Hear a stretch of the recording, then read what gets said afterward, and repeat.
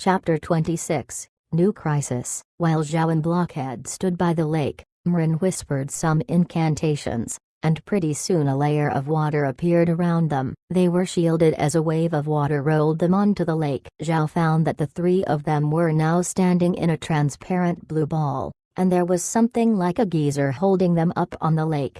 This was Zhao's second time encountering magic. The first time was when Mrin used a simple lighting spell and made a water bubble for him, and now they were using magic to ride over the lake like a reed going down a river. As they moved over the lake, Zhao couldn't help but be shocked. He knew that there was magic in this world and that Mrin was an 8th level water mage, but he was still amazed. Mrin looked very relaxed, confident in her ability over the water, like she was invincible. When she said that there may be a spirit beast, she wasn't even a little worried, because she believes that she can easily kill it. Using magic to ride on the water rapidly got them across, where before it took them 3 hours to walk to that valley, but now it only took them half an hour to reach the other side of the mountain. Fortunately, they saw the cave that was the entrance to the mines near the castle, which proves that this was indeed the same lake. This means that they could use this lake as a waterway, allowing them to move in secret to the valley. Once they reached the other side,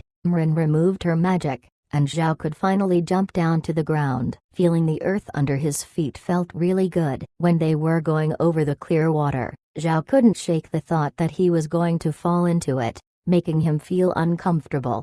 After the trio walked through the cave, they saw a lot of slaves working. It wasn't noon, not yet the time for them to rest, so a lot of them were cleaning the mines, while many other slaves were doing carpentry.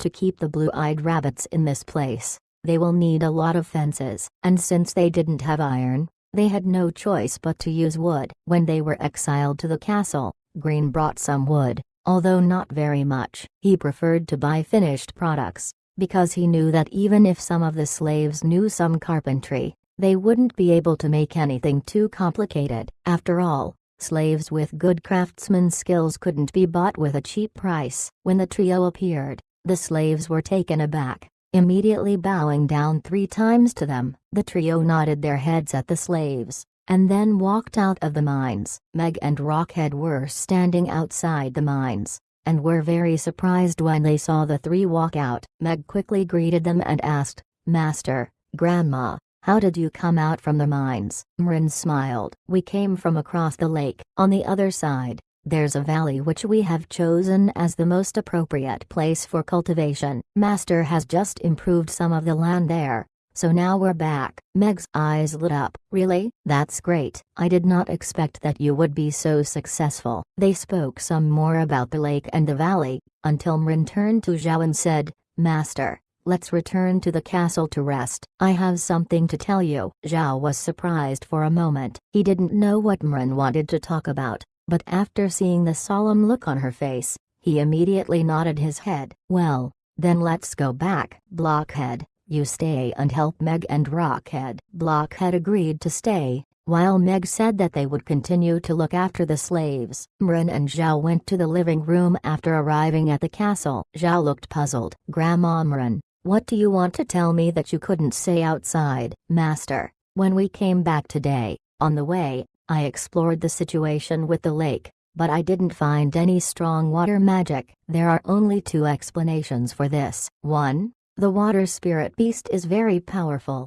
and very good at hiding its whereabouts from me. But that is almost impossible because I'm a mage of the 8th level. I am very confident that nothing can hide in the water if I tried to look for it. The second explanation is that there is simply no powerful water spirit beast at all. That would mean that there must be another reason why there are no fish in the water." Zhao soon realized the seriousness of the problem. The underground lake was an important part of their plans for the future development of his fief. If there was no way to raise fish, then they would lose an important source of funding. If such a large lake couldn't be used, then that would really be a waste. Zhao was sullen. "Can you identify the reason?" Mrin's face was also heavy. "I once heard a rumor, although I don't know if it's related to the lake situation." She paused. "They say that there is a reason why the Black Waste is so close to the Carrion Swamp. It's because every so often there would be an army of toxic undead spirit beasts that would charge into the Black Waste,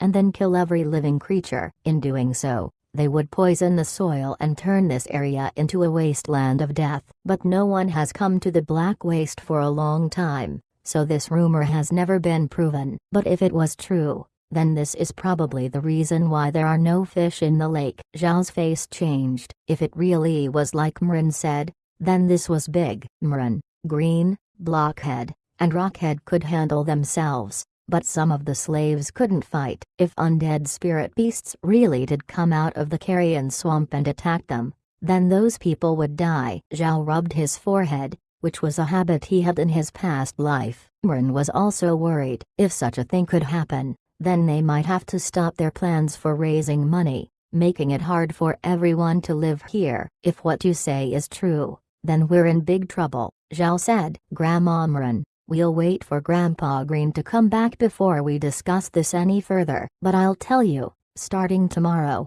stop the slaves from cleaning the mines. Instead, we'll use the supplies we brought to build some simple weapons. The slaves could train at the same time they'll be making repairs to the castle. If anything happens, we could rely on the castle to withstand an attack. And if that doesn't work, I could put everyone in my space so we could avoid those undead spirit beasts. Mrin frowned. But we've already been in the Black Waste for a few days and yet nothing has come out of the carrion swamp, so there might not be a problem. I hope that my worries are unnecessary. Zhao shook his head. Whether it's something we should worry about or not, we still need to take preventive measures. Right now there's a chance for the Buddha clan to thrive here, but if all was lost, then there would be no hope for us to stand on. Well, I'll go make the arrangements. But you should know that most of the supplies we brought were for living. We simply didn't bring any weapons. So how do we make some? Zhao couldn't think of anything. If his spatial farm's level was high enough,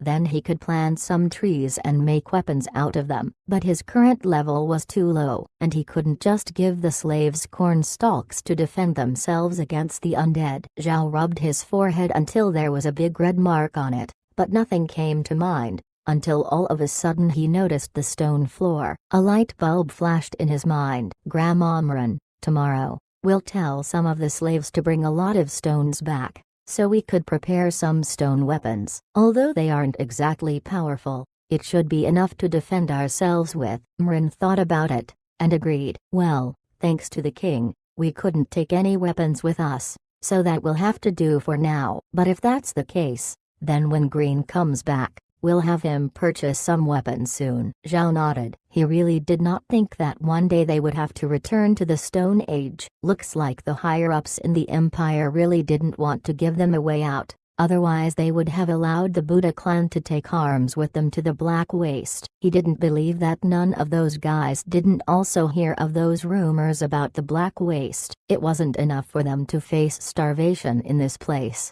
They might also have to face a new crisis of undead spirit beasts. Chapter 27 to 50,000 catty per day. While Zhao was distressed about the weapons, a voice suddenly popped up. Corn has matured. Please harvest as soon as possible. Zhao was surprised, but then he looked at Mrin. Grandma Mrin, the corn I planted has matured. Do you want to come with me into the space? Even though Mrin had been in the spatial farm before, he was still respectful to her and wanted to ask her first instead of just taking her with him. Hearing what Zhao said, she nodded her head. Yes, master, I want to go look at the space. With a thought, the two people appeared in the spatial farm. Because of the space, the radishes that he planted the morning before had grown small leaves, but the corn had already reached full maturity. The corn was very long and sturdy, while the cobs were big, around 50 centimeters, with kernels bursting at the seams, exposing their golden color.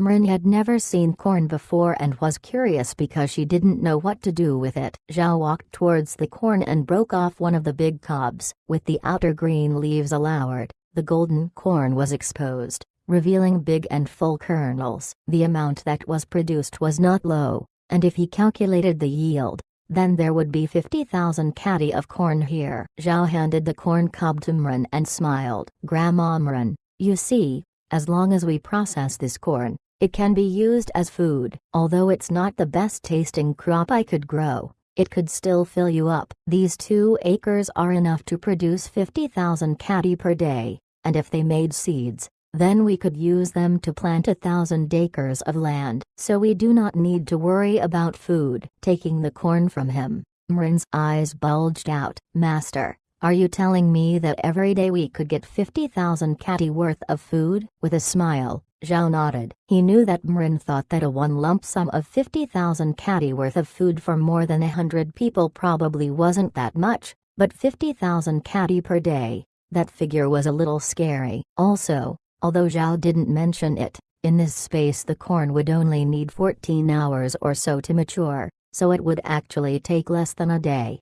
Mrin kept whispering, 50,000 catty per day, 50,000 catty per day. Zhao laughed. "Grandma Mrin, I told you that this corn stuff is not very good. I'll eventually start planting other crops, but this is only the transitional period, so this will have to do for now." Mrin quickly recovered, and said, "No, Master, do not plant anything else. With such a high-yield food, we do not need to plant anything else." She was so excited that she was almost incoherent. "Don't worry, I'm not planting anything else yet." "But Grandma Mrin, you do not need to get so excited about this kind of thing. There are many foods that are high-yield, although not as much as corn. They are still good." Mrin heard what Zhao said and nodded her head. "That's good, Master. But how do we harvest this food?" "We're going to need a lot of helping hands." Zhao slightly chuckled. "It's nothing I can't handle if I count on this space." Then he shouted, "Harvest the corn, separate the stalks, then separate the kernels from the cobs." He wanted to see if the spatial farm would find it acceptable when he issued such a complicated command. If his command was accepted, then he could be sure that the space would fully listen to him. Mrin had a puzzled look on her face as she stared at Zhao. She did not know who he was talking to, but then what happened in the space left her stunned. A basket flew up into the air and the corn started to fly into the basket. Before Mrin could react, Zhao immediately walked to the front of the barn. He touched the barn doors, and after he got a prompt, he loosened his breath and laughed. "Master, what are you laughing about? And how did you do that?" she asked while pointing at the cleared land. Zhao smiled. "Nothing, Grandma Mrin. I didn't tell you yet, but I can control anything in this space, whether it's farming or harvesting. I don't need to worry about it." "That's great, Master." Mrin looked excited. "Now what do you plan to plant next?" This was the moment of truth,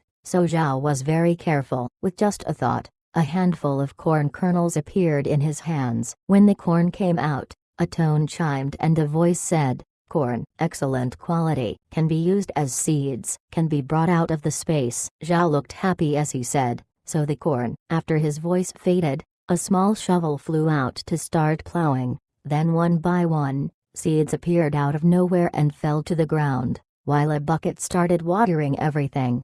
Mrin looked stunned. She really did not think that Zhao's space could be so magical. This ability, let alone seen, she had never even heard of it before. She was very happy because this magical space would give the Buddha clan a meteoric rise. Soon the 2 acres of land were replanted. Afterwards, Zhao went to look at the radishes. There have not yet been any insects like in the farm game he used to play. Seeing as there were no problems with the radishes, Zhao stood up, turned to Mrin. "Let's go out, Grandma Mrin." Mrin nodded, and with just a thought, Zhao brought the 2 of them back into the living room of the castle. Looking outside, Zhao figured that they hadn't been inside the space for very long. He then turned to Mrin while holding corn stalks and corn cobs in his hands, which he had brought out before they left the space. "Grandma Mrin, with these, we don't need to worry about firewood." Mrin quickly nodded. "Okay, Master, come with me. We'll put these right there in the kitchen." Zhao shook his head. "No,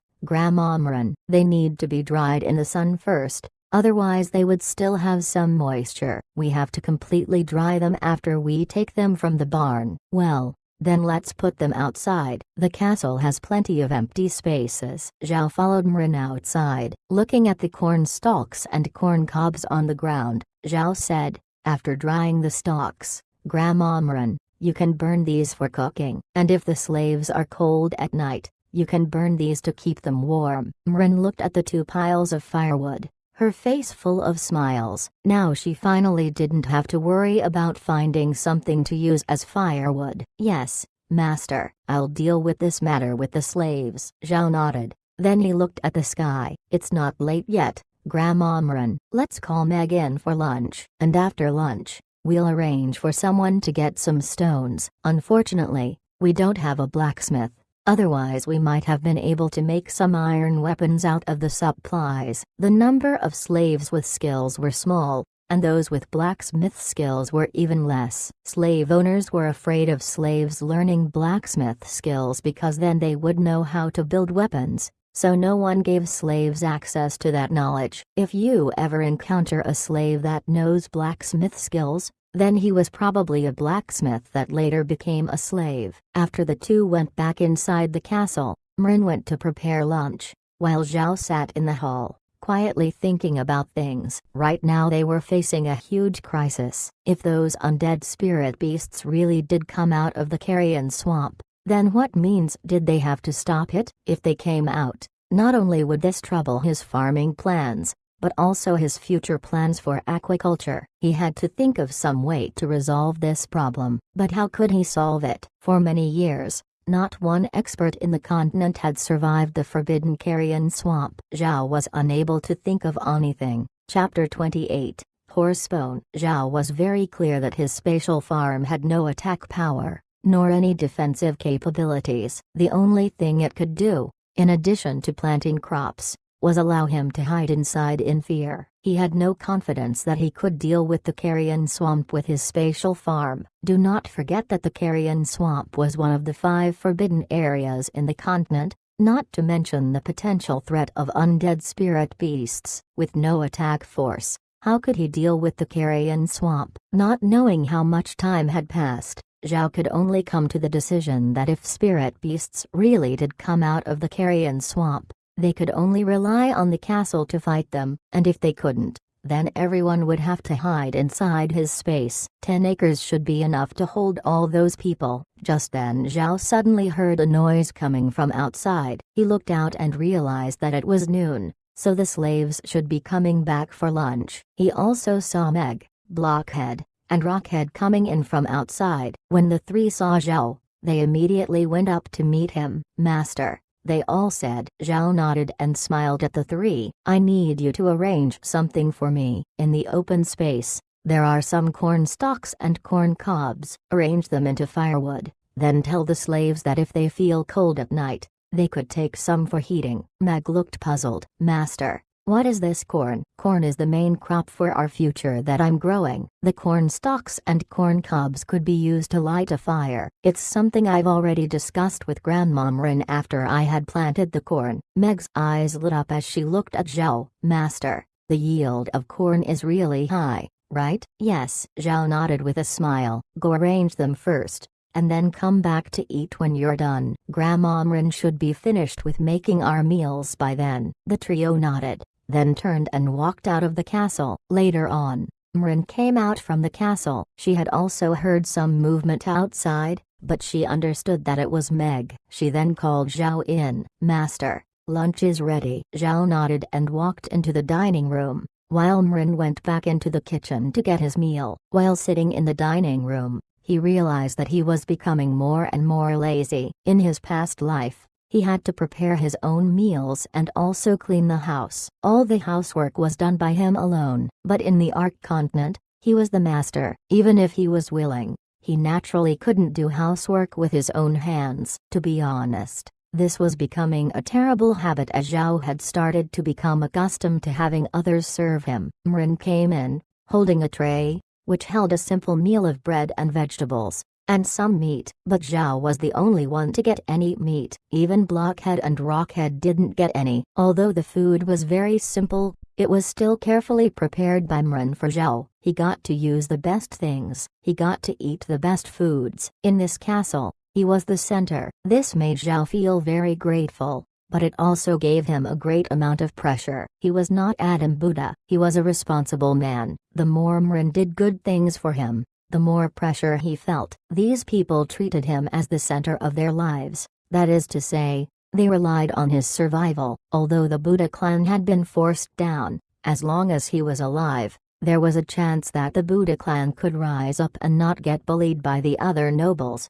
But Zhao wasn't comfortable with this. If he was the center of these people's lives, then he also has the responsibility to make their lives better. The pressure on him was really great. Mrin saw that Zhao wasn't eating and was just staring at his plate in a daze. Thinking that Zhao was dissatisfied with his lunch, she quickly asked, "Master, is the meal not to your taste?" Zhao looked up and managed to put on a slight smile. "No, Grandma Mrin, this meal is good. I was just thinking of what I could do that would let everyone in the castle be able to eat meals like these." Mrin's eyes were red as the beginnings of tears formed. She smiled at Zhao. "As long as young master has the space, sooner or later, you would be able to do this. I believe in master." Zhao could only nod. "Yes, sooner or later." Just then Meg and the two came in from outside. Mrin immediately went into the kitchen to prepare 3 more meals. Once everyone started eating at the same time,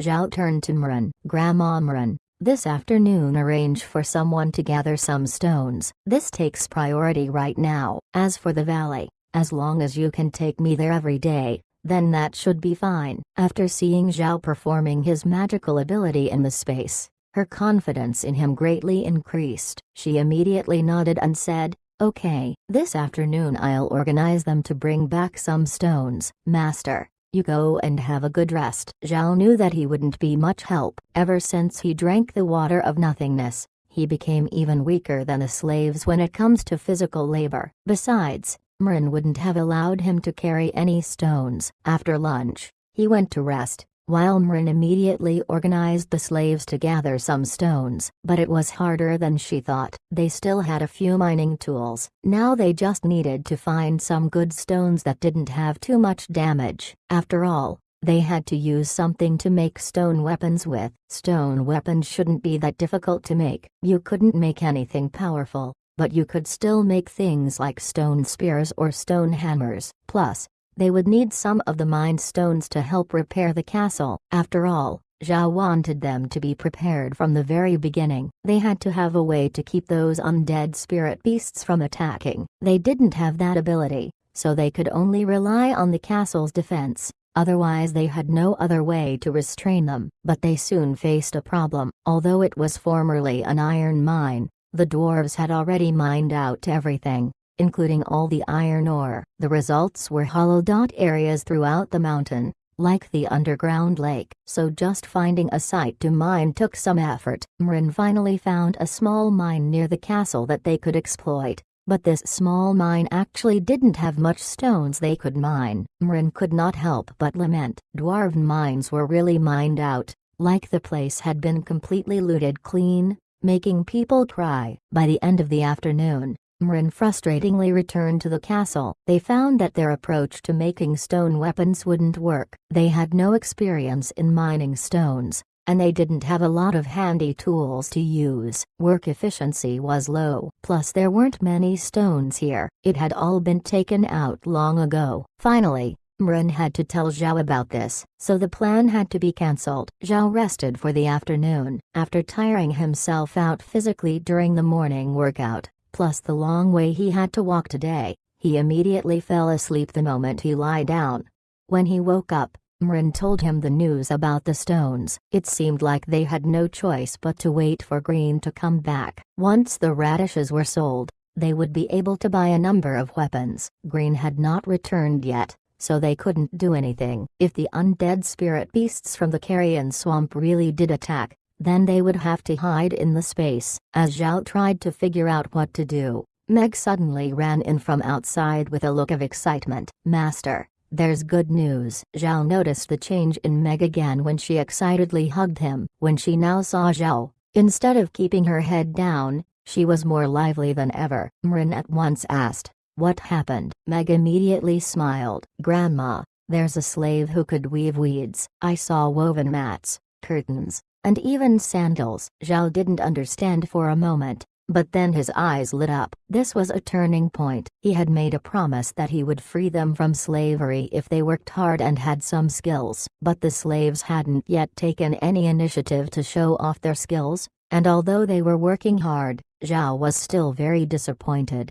Zhao knew that the slaves were afraid to be noticed, so any desire to change the situation would need a very long process, and someone to first display their skills which would lead others to do it too. Those slaves had been oppressed for so long that their minds might have become numb. If they wanted to accept the new promise, it would take a very long time. Zhao had been well prepared for a long wait, but he didn't think that today one of the slaves would give him a surprise. Even if the slave that came forward only had modest skills, this was still a good thing. After all, if you tell your daughter to buy a horse bone will appear. Chapter 29, Reward. Zhao happily stood up. Take me to see that man. He pulled on Meg's hand and rushed straight towards the slave. Meg froze for a moment, then looked at Zhao's hand holding onto hers. Her eyes flashed with joy, followed by shyness, but Zhao wasn't paying any attention, so he didn't notice. He also wasn't aware that Mren was following behind them. Several people were outside the castle,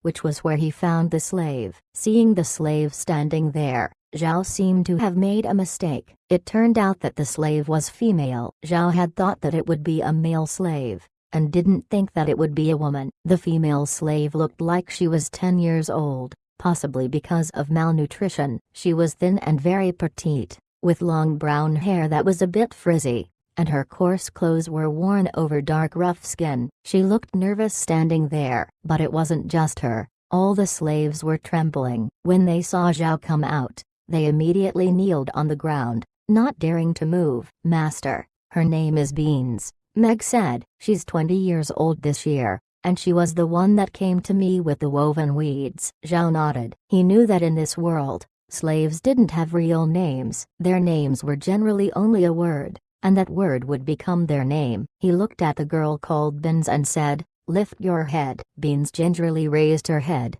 but did not dare to look at Zhao, only staring at his knees. "You're called Beans?" Zhao asked. Beans bowed her head. "Yes, master." "Where did you learn how to weave weeds?" "I wasn't always a slave. 2 years ago, I was a commoner. My family would often weave straw, so I slowly learned it." Zhao nodded. Although this girl called Beans spoke timidly, her words were very structured. It appeared that she was a commoner who had a little education. "Get some weeds and weave some for me." Beans immediately ran off. When she came back, she was holding a large amount of weeds. It appears that she was well prepared. These weeds seemed to have been drenched in water, which made them much more pliable. "Please forgive my rudeness, master," Beans said as she sat on the ground and began weaving with her hands. It seemed like she was making a mat. Her hands were moving very fast, and soon a small woven mat appeared. The surface of the mat was very smooth, and although it was very weak,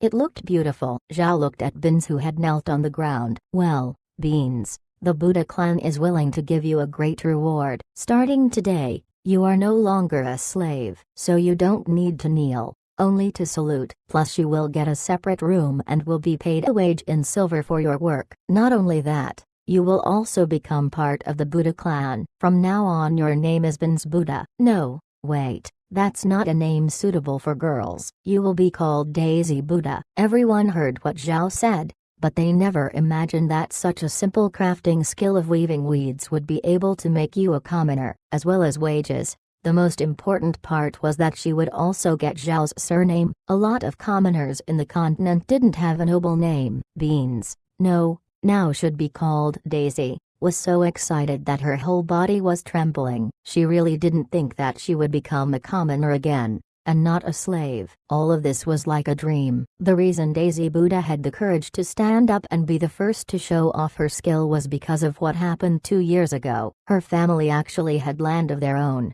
although it was only 5 acres. If they avoided offending any strong people, they would be able to feed their family. Plus her father had some mason skills, so they didn't have to worry about food or clothing. But then their land was infested by harmful insects eating their acres of food. And it wasn't just them. There were many people who suffered the same fate with their lands not yielding anything, leading to rising food prices. Their family was soon pushed to the edge of hunger. To let the family eat, her father had to work day and night, until he suffered an injury, and so wasn't able to continue working. In order to get her father a doctor, they had to sell their land and their house, but it still wasn't enough money, so they had no choice but to borrow money from a nobleman. But her father could not hold on, and soon died. Unable to pay back the money, the nobility took her mother, her brother, and her as slaves. But because of grief, her mother also died. Before her death, her only desire was to restore the family's status as free commoners, but reverting from a slave identity back to a commoner was extremely difficult. Before she was taken in by the Buddha clan, Daisy saw a lot of slaves that tried to restore their freedom. There was a man who had a daughter that was a slave. Trying to free her, he sold his home to someone of nobility, but he still couldn't get back her commoner status. In the end, that girl was soon tortured to death. After seeing something like that, Daisy became more careful and tried not to make people notice her, while also taking care of her brother, since all of the siblings had was each other. Later, after her original owner sold her to a slave trader, Green finally bought them, and they were taken to the Black Waste. When she first heard what Zhao said about how making enough contributions to the Buddha clan would help them revert back to commoner status, Daisy's heart was moved. At first, she didn't want to stand out, afraid that her crafting skill wasn't fancy enough for Zhao. After all, she could only weave weeds. But after a few days of observing him, she found that even though he was nobility, he wasn't the same as the one she previously encountered. He was very easygoing, and every day he gave them something to eat, and even prepared them some firewood for heating. Today, Daisy tried to stand out because her brother was sick, though it wasn't that big of a problem now, but continuing on like this would be dangerous. As a slave, she had no way of saving him, so she had to figure something out. After freezing for a moment, Daisy finally snapped out of her head, "Master, I can't accept your reward. I just want to save my brother. He is sick." "Oh, you have a brother?" "Rest assured, I won't take back the reward just because you have a brother here. How about I let your brother join you? Together, you will both resume your identity as commoners, also with the surname Buddha." "Oh yes. What's his name? Where is he? And what disease does he have?" Daisy was shocked. She never thought that Zhao would actually do this, even allowing her brother to return to commoner status. Having her mother's desire be achieved brought excited tears to her eyes. She sobbed loudly. "Master, my brother's called An. He's now at the house." Zhao nodded. "You, get up. You are now a commoner. You do not need to be on your knees. Now take me to your brother." Daisy obediently stood up while trying to calm herself down. Under the watchful eyes of the slaves, Daisy led Zhao to the house. It was a stone house, not very big, only about 20 square meters, and was able to accommodate 4 people. They slept on the ground, which they simply covered in weeds. Right now there was a man lying on a pile of weeds. This man looked to be in his teens. His body was fairly robust, and he was wearing coarse clothes. There was also the Buddha clan crest branded on his forehead, but he didn't look too good. His eyes were closed and there was a sickly air around him. Zhao looked at An, then turned to Mren. "Grandma Mren, why is his face green?" "Master, it looks like he's been poisoned. Most likely from those poisonous weeds we saw earlier. He must have inadvertently encountered those weeds, and because he was physically strong at the time, he probably didn't feel anything until after he came back when the poison slowly worked its effect. Who knew that kind of toxic weed would have such a strong poison?" So Zhao quickly asked, "Can it be cured?" Mrin smiled. "Rest assured, Master, it can be cured." She whispered a spell and soon blue light appeared in her hands, which immediately moved to An's body. An started to emit blue light, followed by a surge of green gas being forced out of him, until the blue light wholly occupied An's body. Eventually, his complexion slowly returned to normal, and then the blue light disappeared. Zhao didn't expect that magic could even be used to detoxify. It seemed like he had underestimated the ability of this world's magic. Since this world was a magic civilization, they had almost developed magic to the limit. Now it wasn't surprising if they could do such amazing things. "Master, he's been cured of the poison," Mrin said. "Just let him sleep. Tomorrow, he will be back to normal." Zhao nodded. Then he turned to Mrin and said, "Grandma Mrin, tomorrow, please arrange some rooms at the castle for Daisy and her brother. They are now part of the Buddha clan, and should no longer be treated as slaves." Chapter 30, Broke. In the evening, Zhao deliberately let Daisy eat dinner with the Buddha clan. He wanted Daisy to set an example to the slaves, so they could shine with new vitality. If the slaves wanted to change their current living conditions, then the best way was to be more creative and think of something. Daisy Buddha was very nervous. Although she now had a commoner status, she also knew that commoners were not qualified to dine together with nobility. But when Mren served dinner to everyone, Daisy was shocked. When she was a commoner, although she had not seen it, she had heard about the meals that the nobility would eat. How much they ate, what they ate, everything from the first meal was incredible. She had even heard that some of the bowls and plates were made of gold or silver. So when Zhao called her to eat with them, she thought it would be more like that sort of situation. Seeing what Mren was serving, she could not believe that Zhao's dinner was ordinary bread, some soup, vegetables, and meat. Zhao was the only one that had meat, while the others did not. Even so, their dinner wasn't that much better than the slaves. Zhao had noticed how Daisy was acting. Ever since she came into the dining room,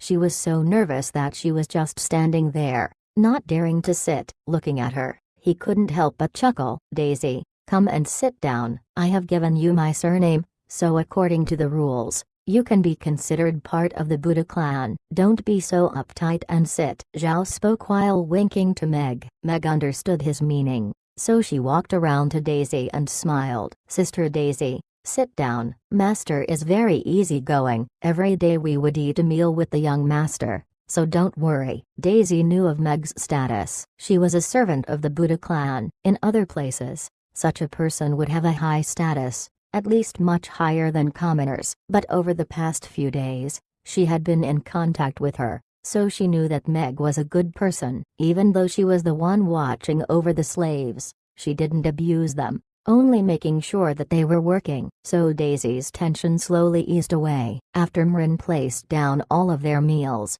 she looked at Daisy, who was still a little nervous. You do not need to be so tense. Rest assured, Master is very nice. Tell me, you used to be a commoner, right? So how did you become a slave? With Mren's kind look, the last trace of Daisy's nervousness vanished. She whispered her story of how she came to be a slave. Zhao didn't say anything, only quietly listening until Daisy finished. Then he sighed. With how the nobles act, it's a miracle that this world didn't fall into chaos. Daisy, if you want to be a servant of the Buddha clan, with your commoner status, you will receive a monthly wage. Tomorrow, follow Meg around and learn from her. Although Zhao was excited about Daisy's woven weeds, he also knew that her crafting skill wouldn't be much help. Today, the reason Zhao rewarded Daisy so much wasn't because of her skill, it was because of her courage. She dared to stand out, so Zhao rewarded her for it. Hopefully, Daisy would become an example to the slaves and get them to work harder. After dinner, they went to the living room. When Zhao sat down, he said to Daisy, Daisy, Blockhead and Rockhead will send you a bed, along with some bedding. Take care of your brother today. Tomorrow morning, go along with Meg and do what she tells you to. And when there's nothing else to do, weave some weeds and send them to the slaves outside the castle. The weather has been getting a little chilly lately. The woven mats could be used to hang over the windows to block out the cold wind. Daisy immediately said, Yes, Master. Zhao slightly chuckled. Daisy, you're now a servant of the Buddha clan, not a slave. You don't have to call me master like I'm your slave owner. Call me as you would a young master, like how Meg and the rest does it. He then turned to the two men. Blockhead and Rockhead, you go bring some bedding for Daisy's and Anne's room. Daisy, you go back to take care of your brother. The three turned away and left. Meg and Mren had been standing next to Zhao, and heard him sigh. I really hope that Daisy can stimulate the slaves, and then maybe the slaves could make something that could help the Buddha clan. Mren nodded. She knew how difficult the situation the Buddha clan was in. Although they brought a lot of supplies to the Black Waste, most of the supplies were food and clothing, and a few tools. There were too many things that they didn't buy, otherwise they would have given each of the slaves a bed. Although there was now no pressure for food, they always had to worry about the carrion swamp. Mren and Meg were confident in their skills. She believed that even if there were a few spirit beasts, they could deal with them. Do not forget that she was an 8th level water mage, while Meg was a 6th level mage, and Blockhead and Rockhead were 6th level warriors, so they had enough skill to deal with certain situations. The reason that Myrn didn't dare be at ease was because she wasn't sure of herself when it came to the Carrion Swamp. That was one of the 5 forbidden areas in the continent. Even if a 9th level mage went in, they might not necessarily be able to come out. Never mind an 8th level mage like her. Even if they didn't go to the Carrion Swamp, and were instead attacked by too many spirit beasts, she couldn't say for sure that she could repel them, so she did not dare be at ease. Just then, Zhao suddenly stood up, and turned to Myrn. "Grandma Myrn, I'm going into the space. The magic radishes have matured and I have to harvest them. Do you want to come?" Myrn shook her head. "No, not this time, Master. I'm going to go clean the kitchen. Let Meg accompany you." Zhao nodded and turned to Meg. "Meg, do you want to come with me to a certain place? This place is the biggest secret of the Buddha clan. Only me, Grandma Myrn, Blockhead, and Rockhead know of it. Even Grandpa Green doesn't know about it yet, so don't mention it to others." Meg saw how solemn Zhao was. She couldn't help but turn around to look at Myrn, who said, "Meg, listen to the young master." Meg immediately nodded her head. "Yes,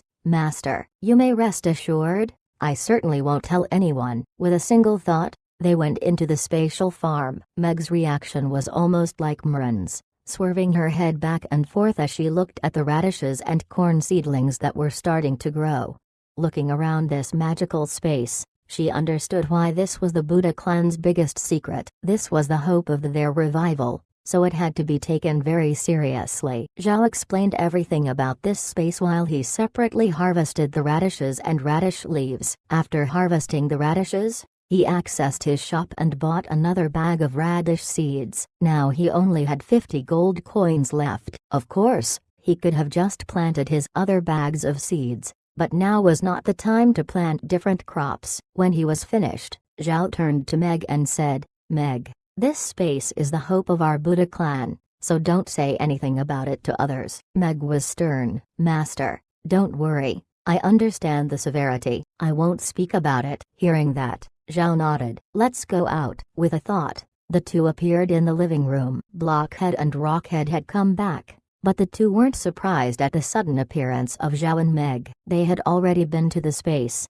so they knew how it was. "Well, we should all go rest," Zhao said to everyone there. "Tomorrow, we'll have plenty of things to keep us busy. Meg, remember to teach Daisy a lot." Having uttered that, Zhao slowly walked towards his room. Lying in bed, Zhao got a chance to think about what to do next. Now he was broke with only 50 gold coins left. If he needed to sell anything in the space, he preferred to sell radishes. Before Green comes back, the radishes don't have many uses, except for the radish leaves. Even if he decided to sell the radishes, he still wouldn't have to worry about what to feed the blue-eyed rabbits. Not only that, he still had corn, which would be useful as food. So Zhao didn't intend to sell the corn at all. Chapter 31, Millstone. With a thought, Zhao entered his spatial farm. This time he didn't take anyone with him. The reason he allowed Myrn and Meg to look around the space was in order to secure their help for the Buddha clan. Once they knew about the spatial farm,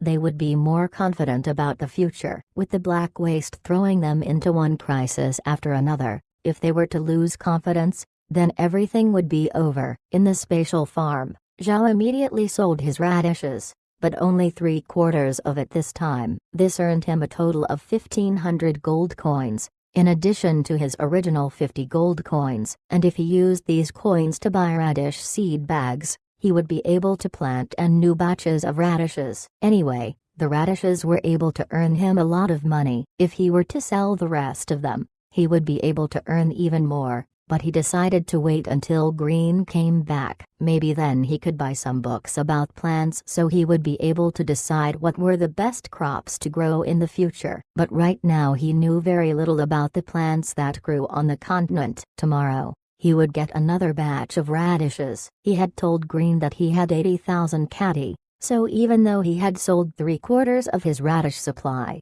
with this new batch, he would temporarily have a sufficient amount.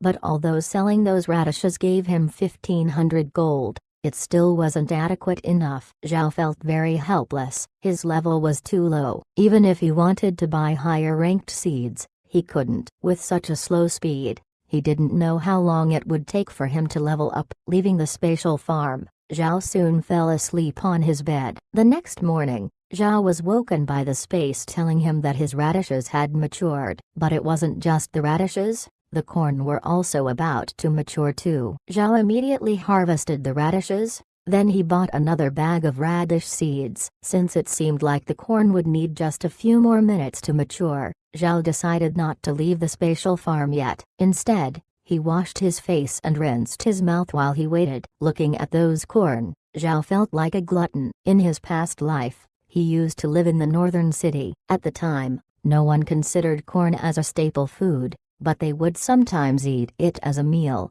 and it was good. Zhao had occasionally eaten it a few times as well, like when he traveled to the rural areas to visit his relatives, who gave him cornmeal pancakes. Delicious. The cornmeal pancakes were completely different from the ones you could buy in the city. Although they were both made from coarse cornmeal, their pancakes were served with fragrant soup, along with some red crispy rice. Each bite of the crust released a waft of fragrance. Thinking of it, Zhao could not help but salivate. He smiled as he swallowed his saliva. But although he ate this cornmeal porridge with pancakes, he didn't know how to make it. Processing the corn seemed very troublesome as he would have to grind it down into cornmeal. In his past life, processing corn was very simple. All you needed was to find a food processing plant with the right machines. But here it was a bit more difficult. They simply didn't have a grinder to process the corn. Zhao sighed. But then a voice sounded. The corn was mature. Zhao immediately harvested this patch of corn,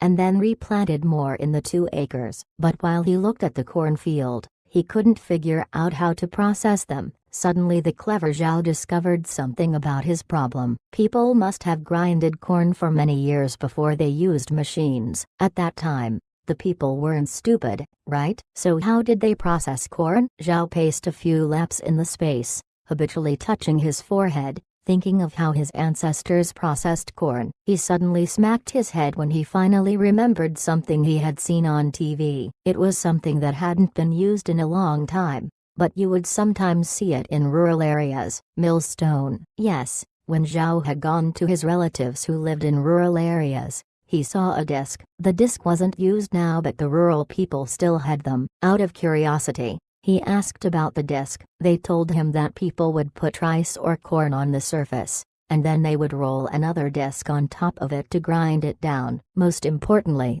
he only needed some stones and a bit of wood to make it. Although they couldn't mine that much stones from the mountain, it should be sufficient since they didn't need that much good materials. Thinking of this, Zhao immediately left the spatial farm. Then he looked at the sky outside. Meg should also be up. Zhao pushed open the door to his room and walked out. Zhao found Meg and Daisy, who were carrying 2 copper basins towards his room. When they saw Zhao, Meg couldn't help but be surprised. "Master, how come you're up? Have you washed yet?" "I just got up early and I already washed." "Daisy, is your brother any better?" Daisy, who was standing behind Meg, quickly said, "Master, brother is good. He is waiting outside to meet you." Zhao smiled. "That's not the kind of place to hold an audience. Go call An and tell him to meet me in the living room. I have something to ask him." Meg was stunned for a moment, but she didn't say anything. She followed behind Zhao as they went to the living room, while Daisy walked outside to call her brother. There was a difference between the main parts of the castle and the servant rooms. The servants, such as Daisy and Anne,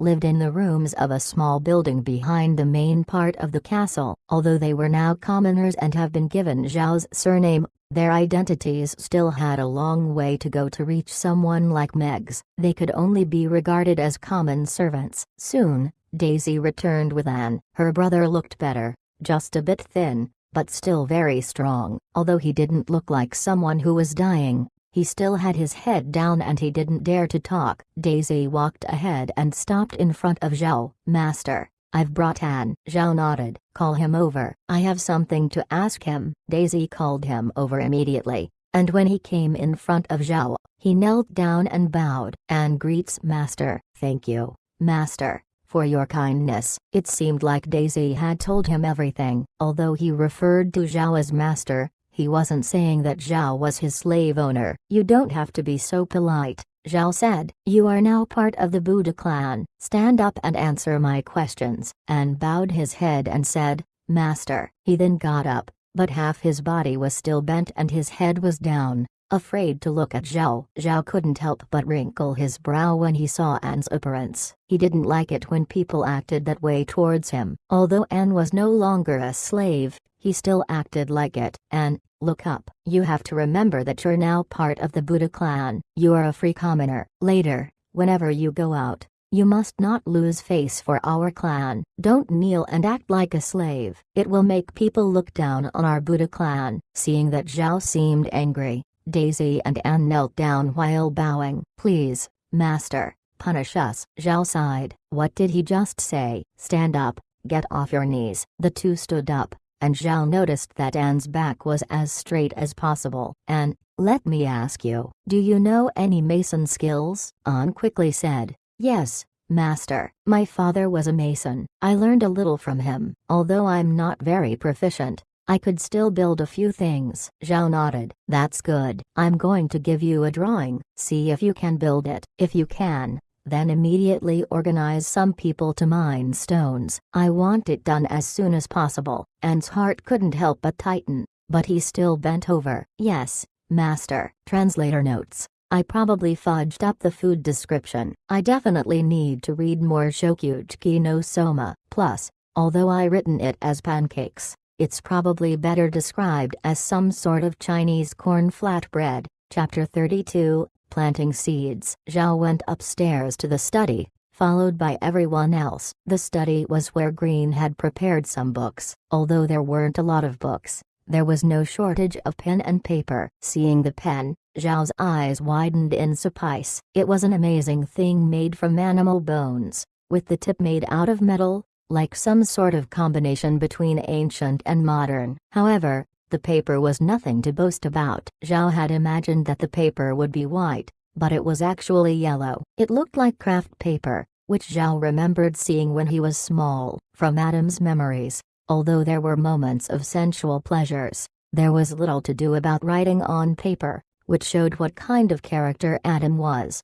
Zhao picked up the pen and started drawing simple shapes on the paper. After he finished, he gave it to Anne. Anne looked at the drawing and said, "Master, I can build this." Although it isn't exactly the same, I've already built something similar. This assured Zhao. "Well, do a good job." He then turned to Meg. "Meg, you will arrange for 40 men to follow Anne into the mountain. The remaining men should go gather some weeds, while the women learn how to weave weeds from Daisy. Hopefully, they would be able to make enough mats to hang on the windows of their houses. And if the slaves feel too cold from sleeping on the ground, you can take the corn stalks and lay them on the ground for the slaves to sleep on. We have too little supplies on hand, including beds. If they slept on the floor they might fall sick, so layering some corn stalks should make do as a bed." Zhao then tried to think if there was anything else he forgot to mention. "Also, if any of the slaves show you their skills, you must tell me about it." After the meeting was over,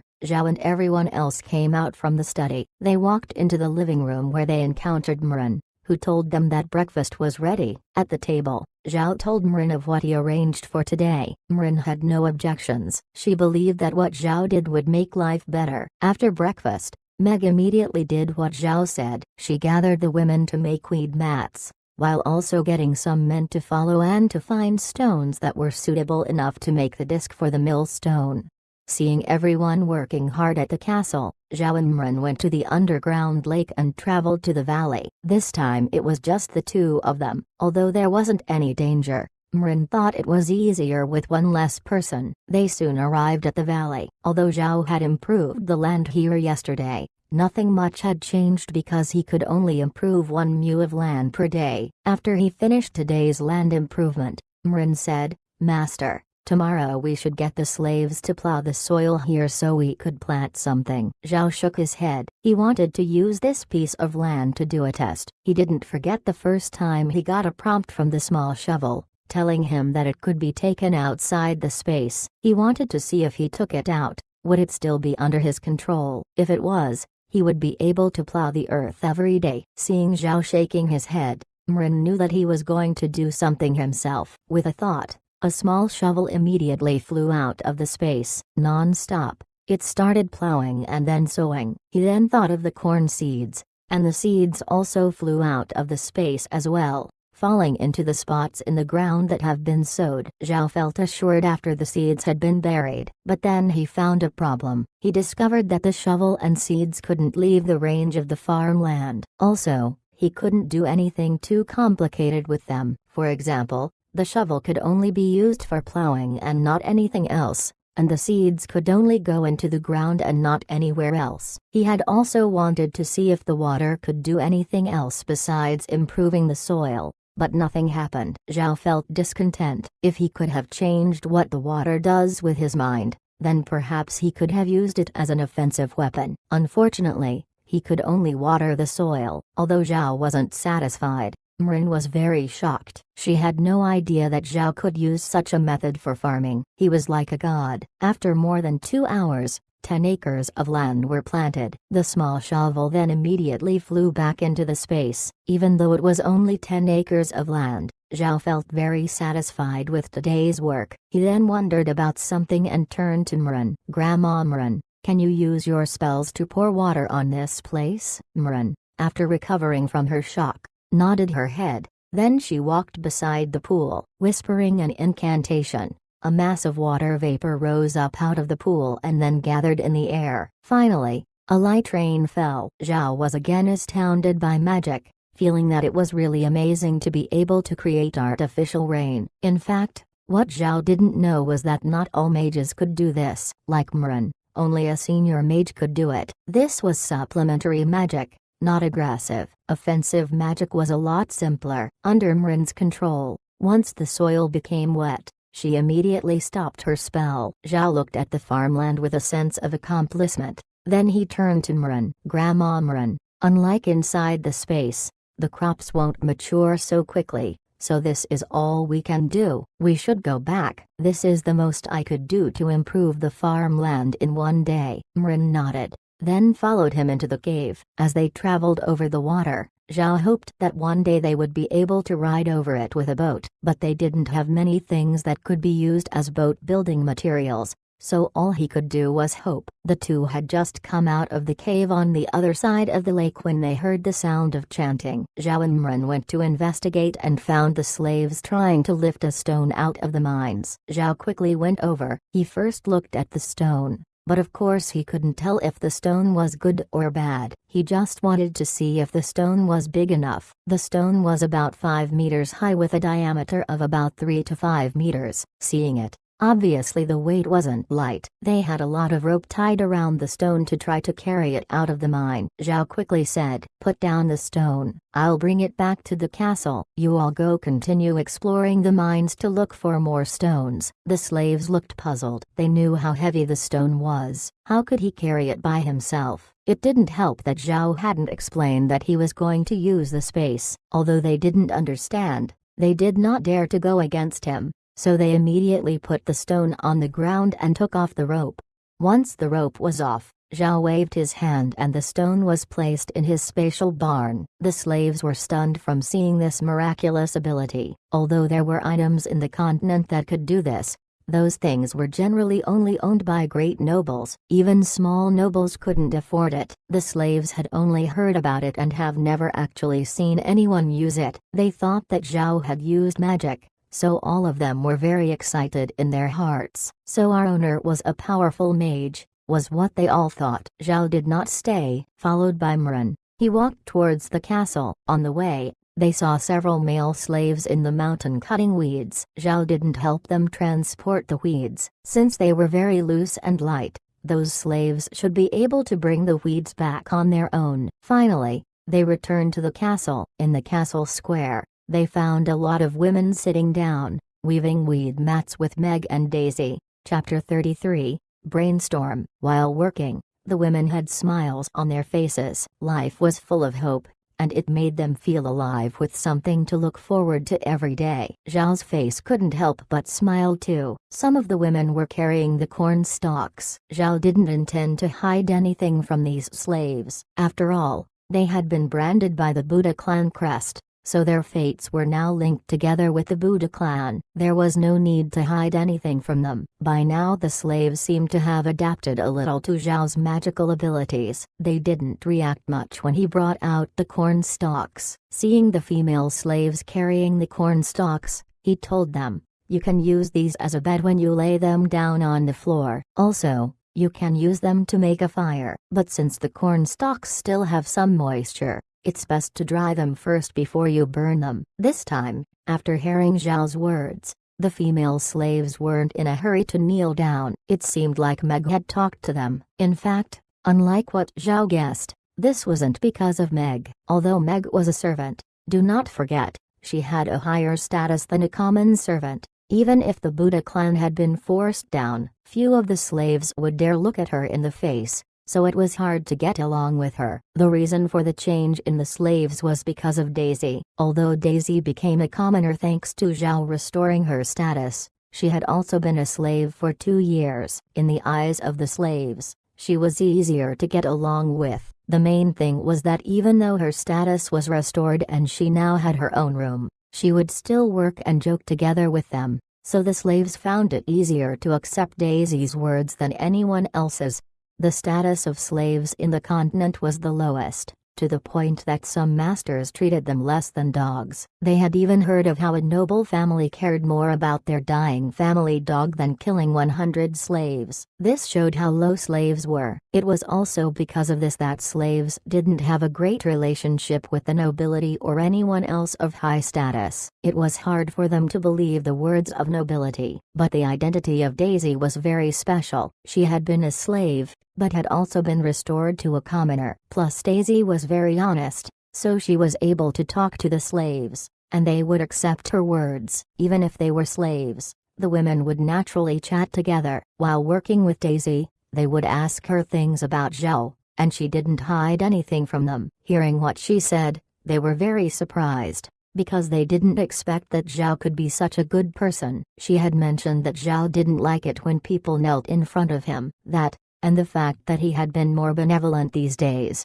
made the slaves less wary of him. Zhao didn't care that much, to be honest. Even though he came from the modern age, he also had Adam's memories, so although he wasn't used to people kneeling in front of him, he could still accept it. However, he was more comfortable when they didn't greet him on their knees. Mren and Zhao had gone to the square to greet Meg. Afterwards, he went to a vacant area next to the square, where he took out the stone from the space. Zhao then turned and watched the slaves weaving weed mats. Apparently, they were good enough to do this for a living. Their hands were flexible and they managed to learn this skill quickly. Sitting on the ground, everyone was surrounded by piles of weeds, almost to the point of blocking them from his sight. Seeing them like that, Zhao couldn't help but think of something. Cao Chu on Jijian. It was the story of how Zhu Liang used straw boats and scarecrows to steal arrows from Cao Cao. Straw boats? It was then that Zhao finally remembered seeing something on the news in his past life. Someone had made a boat out of grass to try to sail across the Pacific. Although he couldn't remember if the madman succeeded,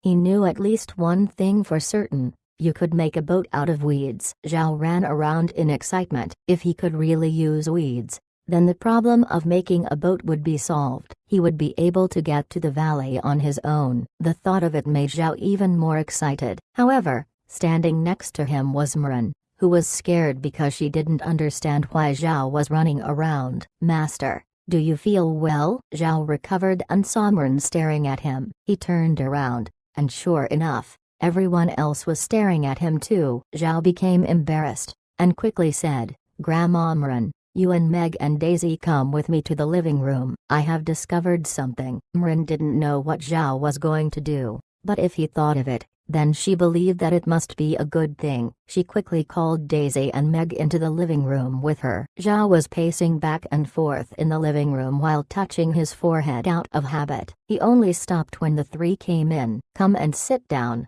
I have something to say." The three people stood in front of Zhao, not daring to sit down. Zhao smiled, then sat down himself, and waved them to do the same. "Please sit down." The three finally sat down, but they sat with their backs straight, and Daisy was even looking down. While looking at the three, Zhao said, "I just suddenly thought of a way, Grandma Mren, of how we could make a boat to get to the valley. Right now we don't have enough supplies to build a boat, but when I saw the pile of weeds, I suddenly thought, why can't we build a weed boat?" They all stared at him, and even Daisy looked up. This was the first time they had heard of building a boat with weeds. Mren was uncertain. "Master, can it be done?" Zhao smiled. "Yes, it certainly can. We just need a lot of weeds and compact them together, and maybe a bit of rope too. The mountain weeds are very tough, so boat building shouldn't be a problem. Meg and Daisy will lead the slaves to try to make it. Don't be afraid if it may take a few tries to be able to build it." Mren saw Zhao's confident look, and even though she didn't say anything, in her heart she thought that even if this doesn't work, the worst that could happen was that they would lose some weeds and rope.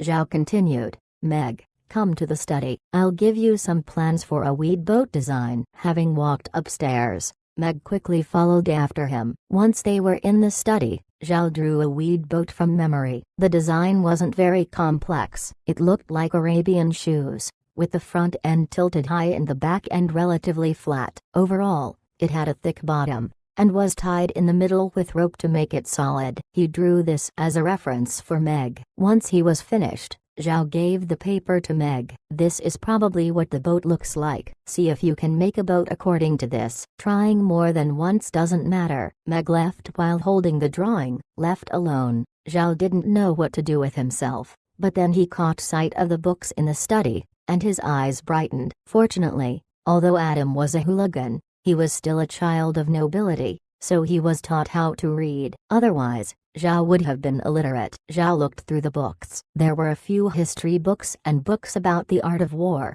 which may contain words about magic or martial arts. Zhao first picked up a history book, but looking inside it made him dizzy. Parts of it were written like a Bible while other parts were written like it was telling a fairy tale. It was too difficult to understand, giving him a headache. After reading 2 pages of the history book, Zhao threw it aside, then picked up a miscellaneous book. This miscellaneous book seemed to be a personal travel diary, and it recorded a large number of traditions and legends in the continent. This suited Zhao's exact taste, and he couldn't help but read it carefully. Because Zhao hadn't come out from the study for a long time, Mren and Meg went in to check up on him. But they were in for a surprise, because when they looked beyond the study door, they saw Zhao reading a book with a serious look. Chapter 34. Scholar. Mren could hardly believe her eyes. Adam, reading? She knew clear enough that Adam hated reading while growing up. He would only do it when he was forced to by his father. Although Zhao had done some amazing things recently,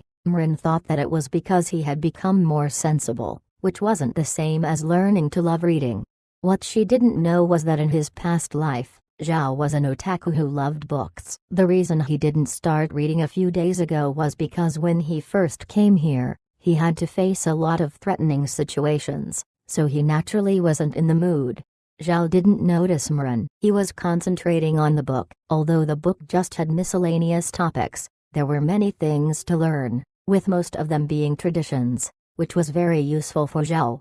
Adam wasn't one to abide by traditions, and he didn't bother to learn a lot of things about the continent. According to the book, the continent was quite large, led by 5 empires, large and small, which contained a total of 32 countries. That, and a few tiny settlements, described this vast territory. Along with the Ixu Empire that Zhao was in, there was also the Rosen Empire, the Lion Empire, the Buddha Empire, and the Blue Dynasty Empire.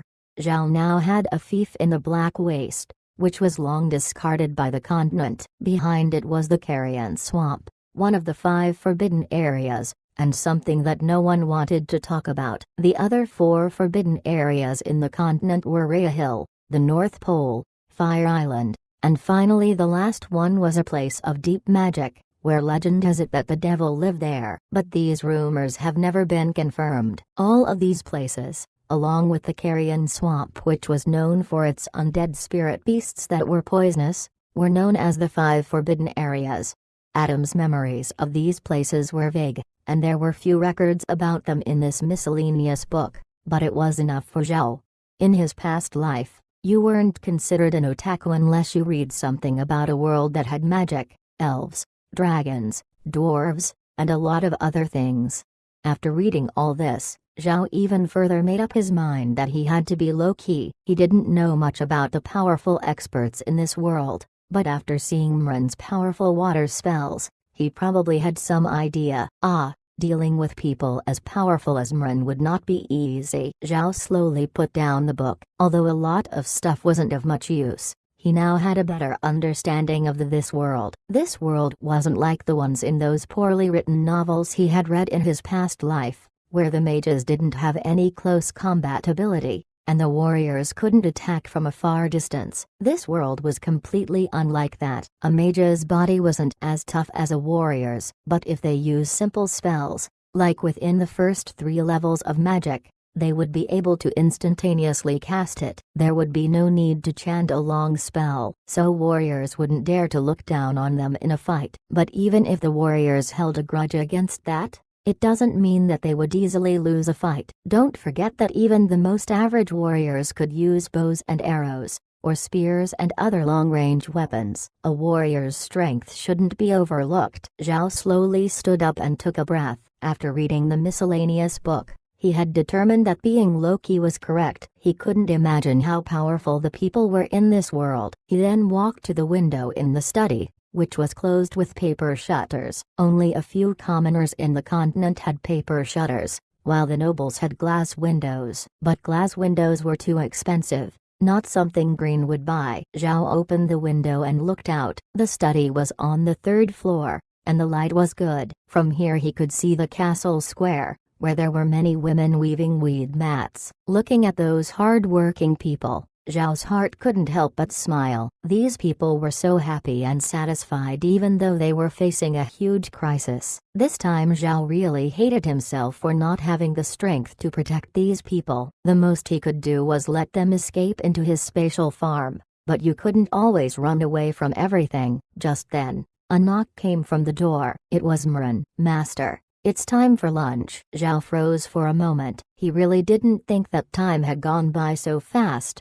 But after looking outside, sure enough there were people going back inside to eat.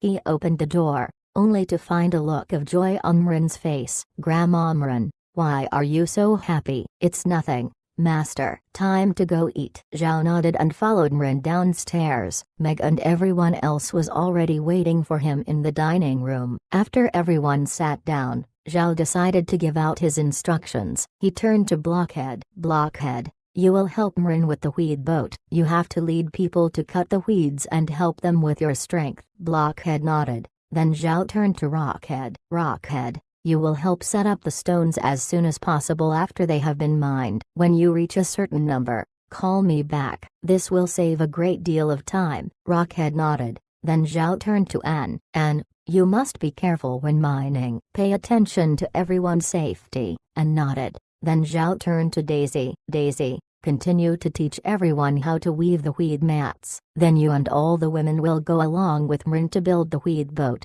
one that is big enough to seat a dozen people. Do not be afraid to fail and waste weeds. The mountain should have enough of them." Daisy nodded. Then Zhao turned to Mren. "Grandma Mren, you had said that we should build a guard post on the hilltop overlooking the carrion swamp. Not only would this allow us to pay attention to what's around the castle, but it would also help us prepare in advance for any undead spirit beasts." Mren nodded her head. "Yes, Master. A guard post should be built, but you don't have to worry about that. You should spend your time reading more books." Zhao didn't expect her to say that. "Don't worry, Grandma Mren, I will." Mren and Meg nodded, but Blockhead and Rockhead were in shock. They had grown up together with Adam, so they couldn't believe it when he said that he was going to read. Once discussions were finished, they soon began eating. After he was done, Zhao immediately went up to the study. He wanted to know more about this world. When Mren saw Zhao going up to the study, her eyes shined. Although this world respects strength, a man of learning could also be respected. Even in the Exa Empire, The king knew that there were many important aspects that could only be left to a scholar. This was one of the reasons why Mren was happy, because Zhao drank the water of nothingness. It was impossible to learn magic and martial arts, and his space was only useful as life insurance since people could escape into it. But that wasn't enough. He would also need the respect of others. If you couldn't learn magic or martial arts, then if you wanted respect, the only way was to become a scholar. Chapter 35, An Attack. Although Mren was unhappy with the Ixu Empire, she still hoped that one day Zhao would be able to get back into the good graces of the king. This would represent that the Buddha clan had been recognized as strong. But what Mren didn't know was that Zhao didn't intend to go back to the royal family, nor did he care about getting recognition from the old nobility. Those nobles had nothing to do with him. All that matters was that they had strength. This was different for Mren because she grew up in the Ark continent. Here, even the emerging nobles put in great efforts to gain respect from the old nobility, otherwise they would just be called upstarts. But in Zhao's past life, there weren't any nobles or kings. As long as you had money, you had the strength to do what you wanted. He didn't mind if the nobility gave him recognition or not. Still, he had to carefully study to better understand this world. All that matters was that he developed the Buddha clan as soon as possible. Back in the study, he wasn't in a hurry to read the miscellaneous book. He carefully looked around and found the books on magic and martial arts. But when he looked inside, he found that his understanding of what was written was a little iffy. Without a teacher, he couldn't just learn by reading it. Plus, since he drank the water of nothingness, he couldn't learn magic or martial arts anyway, so he didn't really care. Finally, Zhao decided to refocus on the miscellaneous book. But when he went to go grab it, he caught sight of another book. This one was about calligraphy. The calligraphy book introduced several types of writing utensils, which made Zhao realize that each of them had their own uses. The brush was used by people who were particularly fond of calligraphy, but they were also used by great mages who made magic scrolls that were relatively large. Quills, on the other hand, were mainly used to make smaller strokes on small and medium-sized magic scrolls. And then there was the pen, which was usually just used for writing and recording down notes. Because the inside of the pen's capsule could hold ink, you would be able to write a lot of words, which was very convenient. But the pen wasn't used to make magic scrolls because the metal tip was a poor conductor of magic. Mages generally didn't use metal things. Of course, there were special metals out there that could be used with magic, but those were very expensive. No one would be willing to make a pen out of them. Zhao read about their uses, and how each were different. He even read about how nobles would use a brush to sign important documents with their signature. All of this surprised Zhao for a moment. In his past life, he had always wanted to learn calligraphy. Unfortunately, at that time he had no money or teacher, so his desire amounted to nothing. He didn't expect that in this world, he might be able to achieve his aspirations. But for now, Zhao could only remember the usage of these types of writing utensils. With everything happening in the Black Waste, it was unrealistic to expect that he would have the time to study calligraphy. Zhao spent the afternoon in the study, until a knock suddenly came. "Who?" he asked. Rockhead's voice came out. "Master, we've gathered quite a few stones and now need your help to transport them." Zhao put down the book and went to open the door. "Come on," he said. He left with Rockhead. While walking out,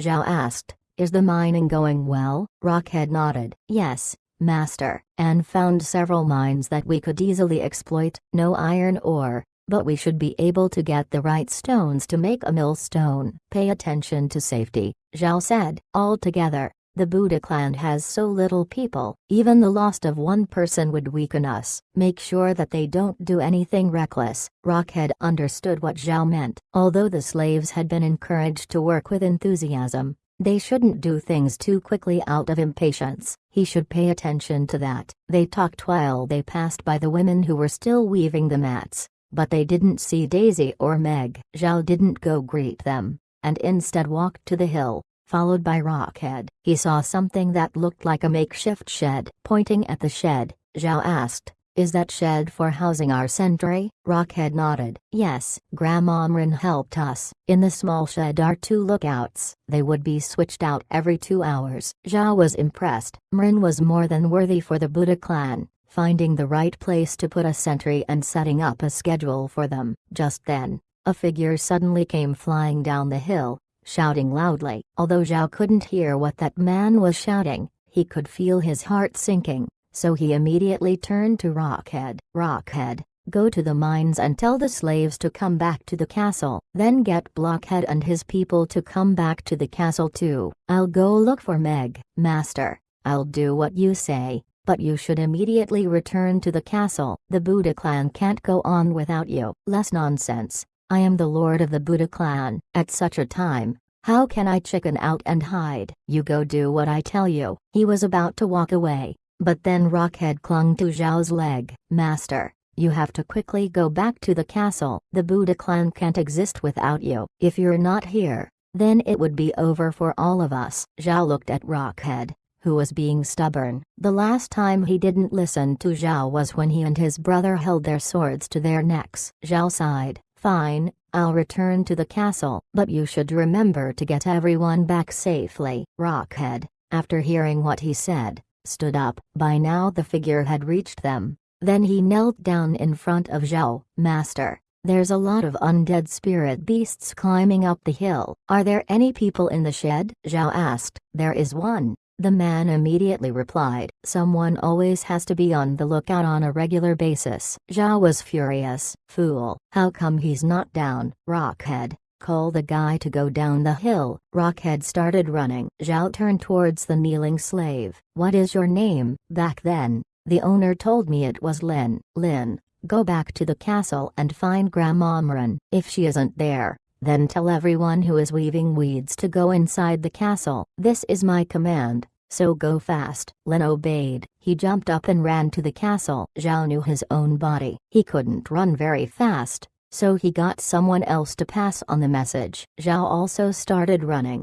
but even a few steps made him tired and gasping for breath. Eventually, Zhao returned to the castle. He found the slaves who were working on the weeds inside. Everyone looked uneasy. Looking around, Zhao saw Mrin standing there. Mrin also saw Zhao, and she immediately went up to him. Master, what should we do now? Zhao took a few deep breaths, then said, Grandma Mrin, count the number of people here, and make sure everyone made it back to the castle before shutting the gate. Mrin quickly said, Okay, Master, but you should stay here and do the count. I'll go to the gate. She walked out and left, giving Zhao no chance to oppose her. Zhao looked at Mrin's departing back. She was taking care of him again, always putting him in the safest place. He wanted to argue, but Zhao knew that people who couldn't protect themselves would only be in the way. He turned around and looked inside the castle, where stood more than 30 women, the only ones to make it here so far. Stand in line,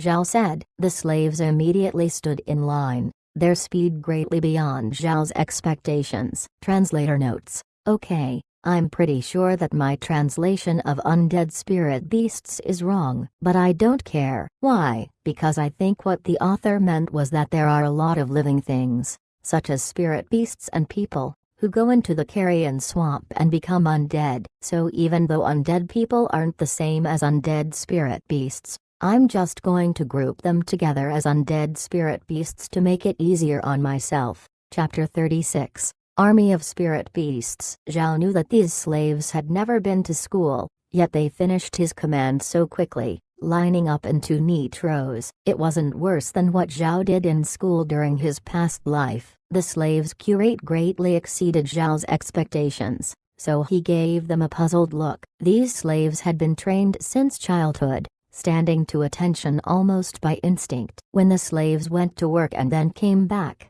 they had to stand in line so they could report the number of slaves. This method was to prevent someone from sneaking away. But Zhao didn't know this, so when the slaves quickly lined up, he couldn't help but freeze for a moment. But then he recovered, and decided not to think too much about it. Count, he said. The moment those words left his mouth, the slaves instinctively counted off, ending at 34. That was to say there were 34 female slaves, and Lin, the only male slave. Zhao nodded. I had just received a message from the hill that a large number of undead spirit beasts have appeared out of the carrion swamp. They're probably coming to the castle, and since there may be a battle, you will have to stay here. The female slaves couldn't help but reveal a look of fear. If a human army attacked them, they wouldn't be afraid. So long as they didn't resist, generally no one would kill a slave, because a slave could be sold for money, so most of the time, they would be safe. But this time they were being attacked by undead spirit beasts. Money was no use to them. In their eyes, nobility was no different than slaves. People were people with no hierarchy. A few more slaves came in from outside, and among them was Daisy. Zhao counted them off, even Daisy, which handed in a total of 50 people. All the female slaves had returned. Although Daisy and the female slaves had come back, Meg was still out there, probably at the front aiding Blockhead. Zhao didn't leave the castle. He knew that he would just cause trouble for Mren, so he might as well wait here. But that doesn't mean he couldn't do anything. He turned to Daisy and said, Daisy, from this point on you look after the slaves. Do not let them run around. Then he turned to the slaves. I want to go get something. All of you listen to Daisy's words. Do not run. The castle had an underground storage, which was where Green brought all of their supplies, and that was where Zhao went. He loaded all of the supplies into his space so as to avoid them being ruined by the undead spirit beasts. The underground storage was really great. Zhao was only there for a moment before he ran upstairs to where the study was. The most important thing were those books. Green must have brought those books to cultivate the slaves. Otherwise, why would he bring so many books on magic and martial arts? Those books were very important. They were the key to Zhao's understanding of this world, and they could help train the Buddha clan's personnel. Once he reached the study, he put everything into his space, including the chairs. The spatial barn didn't really have any limits, and wasn't yet straining with the amount of things he had stored inside. Zhao had just finished gathering everything from the study when he heard a voice. It was Mren. Zhao quickly ran downstairs. Mren was back, and so was everyone else. Seeing all the people in the castle, Zhao felt a little relieved. Grandma Mren, is everyone back? He asked. Mren nodded. Everyone's back. The castle gate is closed, but I don't know if that would stop the spirit beasts from coming. Master, you should go into your space. Zhao shook his head. There is no need, Grandma Mren. Let's go outside on the castle walls to get a good look. I have never seen undead spirit beasts before. Mren looked worried. Master, that's too dangerous. What are you planning to do? Nothing, Zhao said. I just want to go see those undead spirit beasts,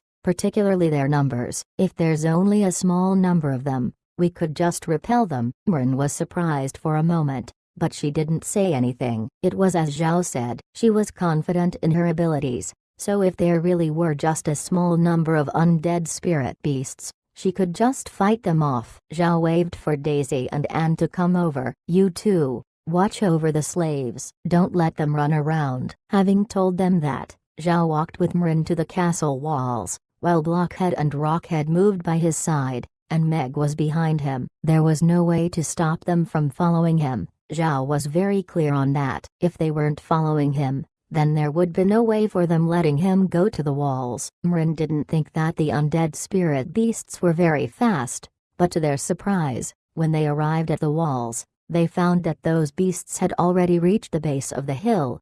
At the forefront were a group of rat-like things, about 1 meter tall and 3 meters in length, with pale green hair and long tails. Behind them was a large group of snakes. There were countless snakes, large and small. Some of the snakes were green, some were red, and some were really colorful. The colorful snakes were the largest, reaching a meter thick. They couldn't be trifled with. Those snakes were followed by a variety of insects. The insects were huge. Even a spider was 1 to 2 meters wide. Of course, there were also smaller insects, but their every action was flexible and fast. The insects too were colorful, showing that they were highly toxic. Zhao's heart couldn't help but sink. The number of snakes were more than enough, but there were even more insects than snakes. By this time, at the forefront, the rats had already reached the castle. Apparently, they could swim as they immediately ran into the moat, instantly turning the water green. Zhao made an ugly face. He finally understood why there was no fish in the moat. Those rats must have poisoned the river. Mrin went to Zhao's side. Master, we should go back. There are too many spirit beasts to deal with. Zhao nodded and looked up the hill at the army of spirit beasts out there. There was even a crocodile-like spirit beast, brightly colored, and made up of bones. There were many creatures, large and small, that were made out of nothing but moving bones, and more of them were slowly coming down the hill. Master, let's go. Mrin took Zhao away, but then everything turned black for a moment. Puzzled, Zhao looked towards the sky and saw a lot of spirit beasts flying overhead. Some were flying insects, but others were large bird-shaped spirit beasts that were flying very high. It seemed like the castle wouldn't be able to protect them. Hurry, there's an army of flying spirit beasts coming. We have to get back inside the castle to protect the slaves, otherwise it'll be too late. Zhao shouted. Mrin saw them too. She immediately shouted, Blockhead, quickly run back inside the castle and protect the slaves. Blockhead nodded. Suddenly, he was shrouded with a yellow light. Moving with a speed faster than before, he quickly ran to the castle. Rockhead picked up Zhao and quickly ran to the castle as well. Although he was fast, he was also stable, so Zhao wasn't jolted around a lot. A blue light flashed around Mrin's body and she ran as well, her speed not any slower than Rockhead's. Not to mention Meg,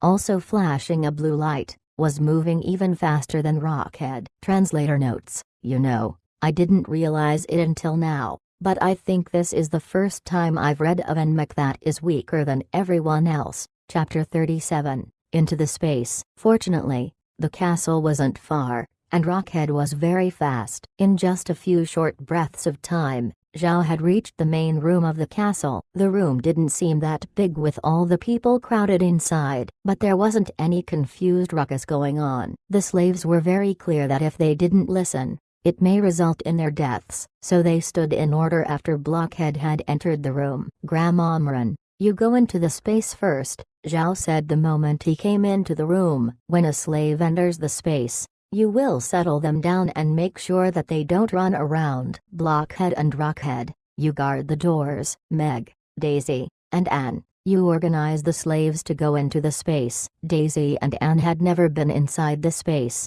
so Zhao made them work with Meg. Once they assist those to go into the space, Mrin would settle them after they entered, while Rockhead and Blockhead would be on alert for any spirit beasts that suddenly barged in.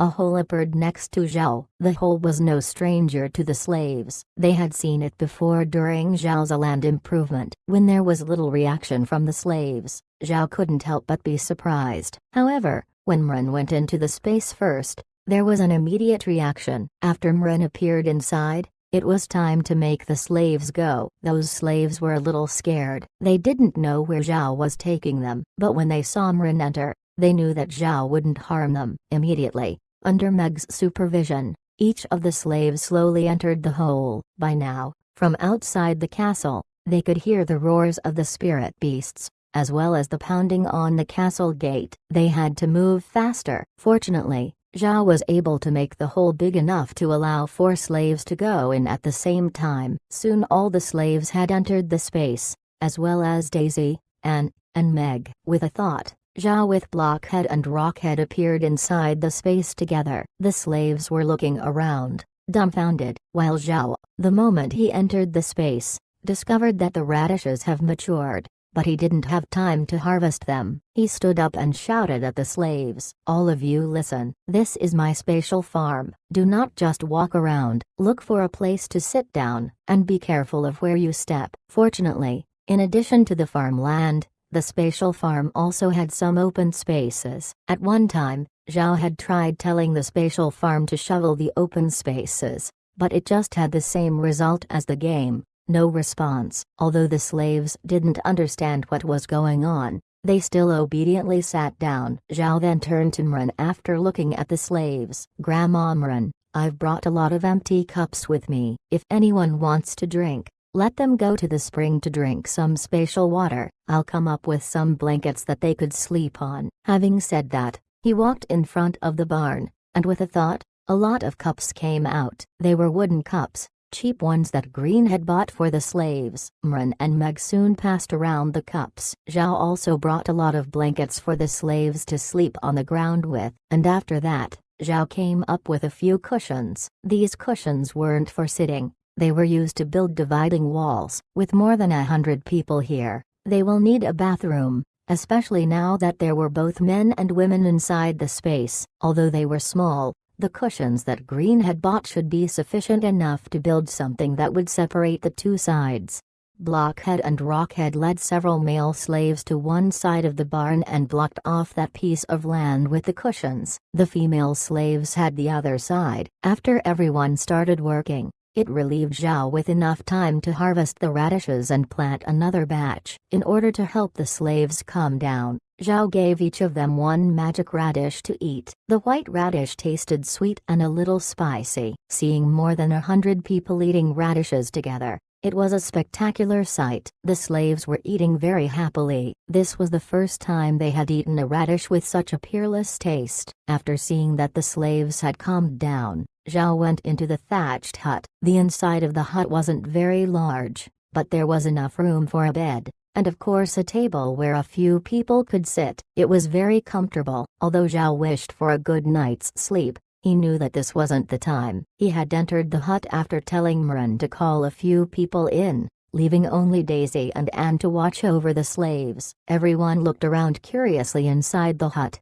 and then sat down on a stool. We don't know what's the situation outside with the spirit beasts. Although we can hope that they would return to the swamp early, we have to prepare for the possibility that we would have to stay here for the long term, Zhao said. In a few hours, the corn will mature. Plus, we have the food that I brought in from outside. Food and firewood won't be a problem. But if we leave the slaves with nothing to do, they would just wait around in fear. Grandma Mren, do you have any suggestions? Mren thought about it, but then shook her head. Although this space is really big, there is no land for them to cultivate. I can't think of anything. Master, what do you plan for the slaves to do? Zhao paced inside the hut. I had brought some books from the study before I came in. Grandma Mren, teach the slaves how to read. If we want to develop the Buddha clan, relying on just the few of us isn't enough. I don't think that the slaves would betray us, so teaching them some words will be useful in the future. That's a good idea,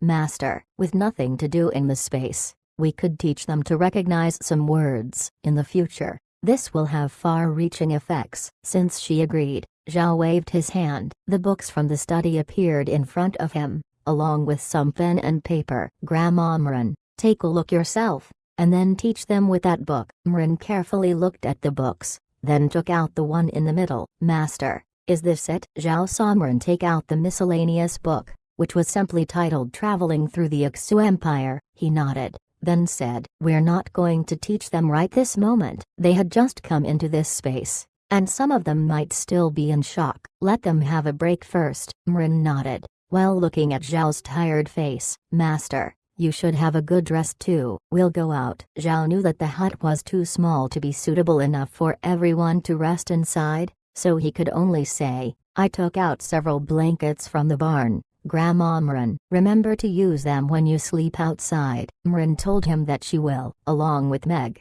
she left the hut, while Blockhead and Rockhead stood at either side of the door, like guards. Mren then stood in front of the slaves and shouted, this place is Master's magical space, where everything listens to the young Master. Outside, there are undead spirit beasts, and we fear that they have already stormed the castle. This is the only safe place, so you must be obedient, otherwise Adam will kick you out of this space. Do you understand? The slaves immediately stood up in unison. Understood, they shouted. They had been trained by slave traders. After obtaining some slaves, it was common sense to give them some simple training, like bowing and such. So these slaves had formed a condition reflex. Mren nodded. A lot has happened today, and I know you're very frightened, but Master said that if you are tired, you can have a good rest. So go rest. But remember, do not run around, do not go near the young Master's room, and do not fumble with the stuff inside the space. Understand? The slaves understood. Translator notes.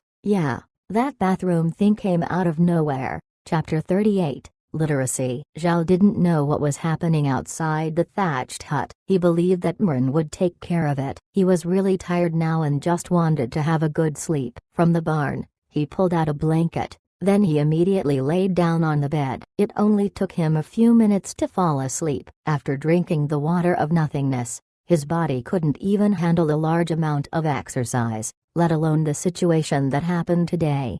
Outside the thatched hut, the slaves were also resting. With such a rare opportunity to rest, they naturally wouldn't say anything. Plus the ground was covered with a soft blanket. Soon the entire space was quiet. Even in front of Zhao's door, Rockhead and Blockhead was sitting down while napping. After more than 2 hours, Mren woke up. She slowly walked to the hut and opened the door to check upon Zhao. Finding him fast asleep, she then quietly closed the door. Looking at the slaves, she saw that some of them were already awake, just sitting there not knowing what to do. Although Mren could teach them how to read, she didn't know if now was the right time. Teaching these people would make noise, and she didn't want to wake Zhao up. But then she noticed that the radishes, which were planted before she slept, had actually started to sprout. She was very surprised. This was her first time seeing how fast something could grow in this space. Mren couldn't help but squat to look at the growing radish seedlings. These seedlings were very sturdy,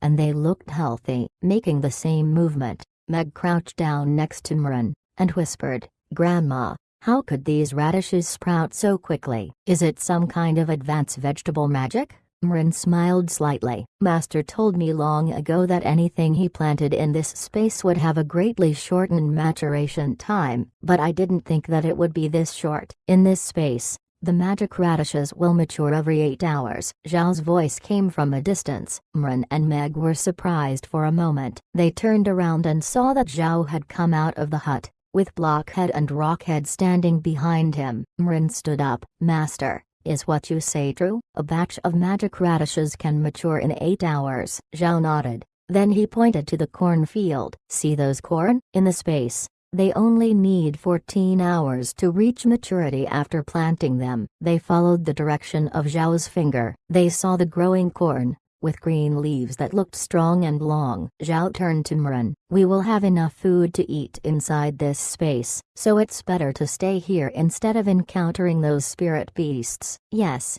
Master is right," Mren said. "If we don't have to worry about finding something to eat, then we could stay here for a few days." Zhao turned around and looked at everyone who was awake. The slaves were standing up respectfully while watching him. "Grandma Mren, while you teach them to read, Blockhead and I will dig a stove to cook." They had more than 100 people to feed. Although Zhao had brought a lot of supplies from the castle's storage, if he wanted to make something for the slaves to eat, he would have to build a place to make a fire. There was nothing like that here in the space, so he could only dig a simple stove. "Master, let the slaves build it," Mren said. "They can do it in a shorter amount of time, and it would be strange for you to do it." Zhao looked at the slaves and nodded his head. If the slaves were learning how to read and write, while their master was digging a stove, it would scare the slaves because it was contrary to what they knew.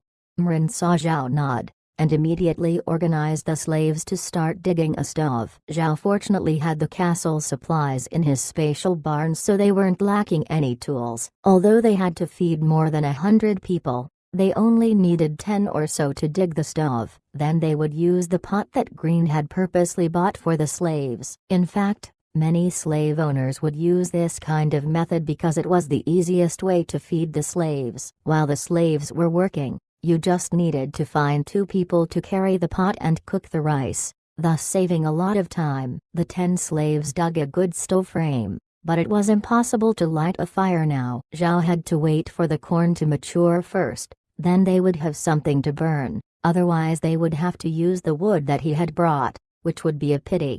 Zhao knew that they were short on wood, and he didn't know when Green would come back. After he returns, they could sell the radishes in exchange for gold coins, and then they would be able to buy more wood. But for now, Zhao didn't want to waste the supplies he had on hand. After looking at the stove frame, Zhao nodded at the slaves. Then he turned to Mren. "Grandma Mren, it'll take more than 2 hours for the corn to mature. In that period of time, You have to teach them to recognize some words. I'm going to go take a break inside the hut." Mrin nodded, and once Zhao walked inside the hut, she turned to the slaves. "Please do not worry. In 2 hours or so, the corn will mature, and then you can eat. In these 2 hours, you will learn to read." Before she could finish, the slaves buzzed with excitement. The slaves couldn't read. It was common sense in the continent to not teach the slaves to read. So for them, literacy was a sacred thing, and now they had just heard that Mrin was going to teach them, so all the slaves were very surprised. Mrin shouted, "Quiet." The slaves immediately quieted down, but they all had a look of excitement as they watched Mrin. "We of the Buddha clan are not the same as the other nobles. Our benevolent master has consented for everyone to learn. If you can learn the words quickly, Master can absolve you of slavery. Understand?" This got the slaves more excited. Zhao letting them be taught was amazing, but if they were to learn well, then they could even become free commoners. For the slaves, it was like telling them, as long you eat, you will also get a bonus. Such a good thing was hard to find. "Because of the conditions we have now," Mrin said, "I can only teach you to recognize some simple words. In these 2 hours, I can only teach you 10 words, but you must learn to read and write it." Having said that, she picked up some paper and a brush. They didn't have a blackboard. Writing on paper was the only way she could teach the slaves. There were too many people, so she could only write 1 word on each piece of paper to make the word large enough for the slaves in the back to see it.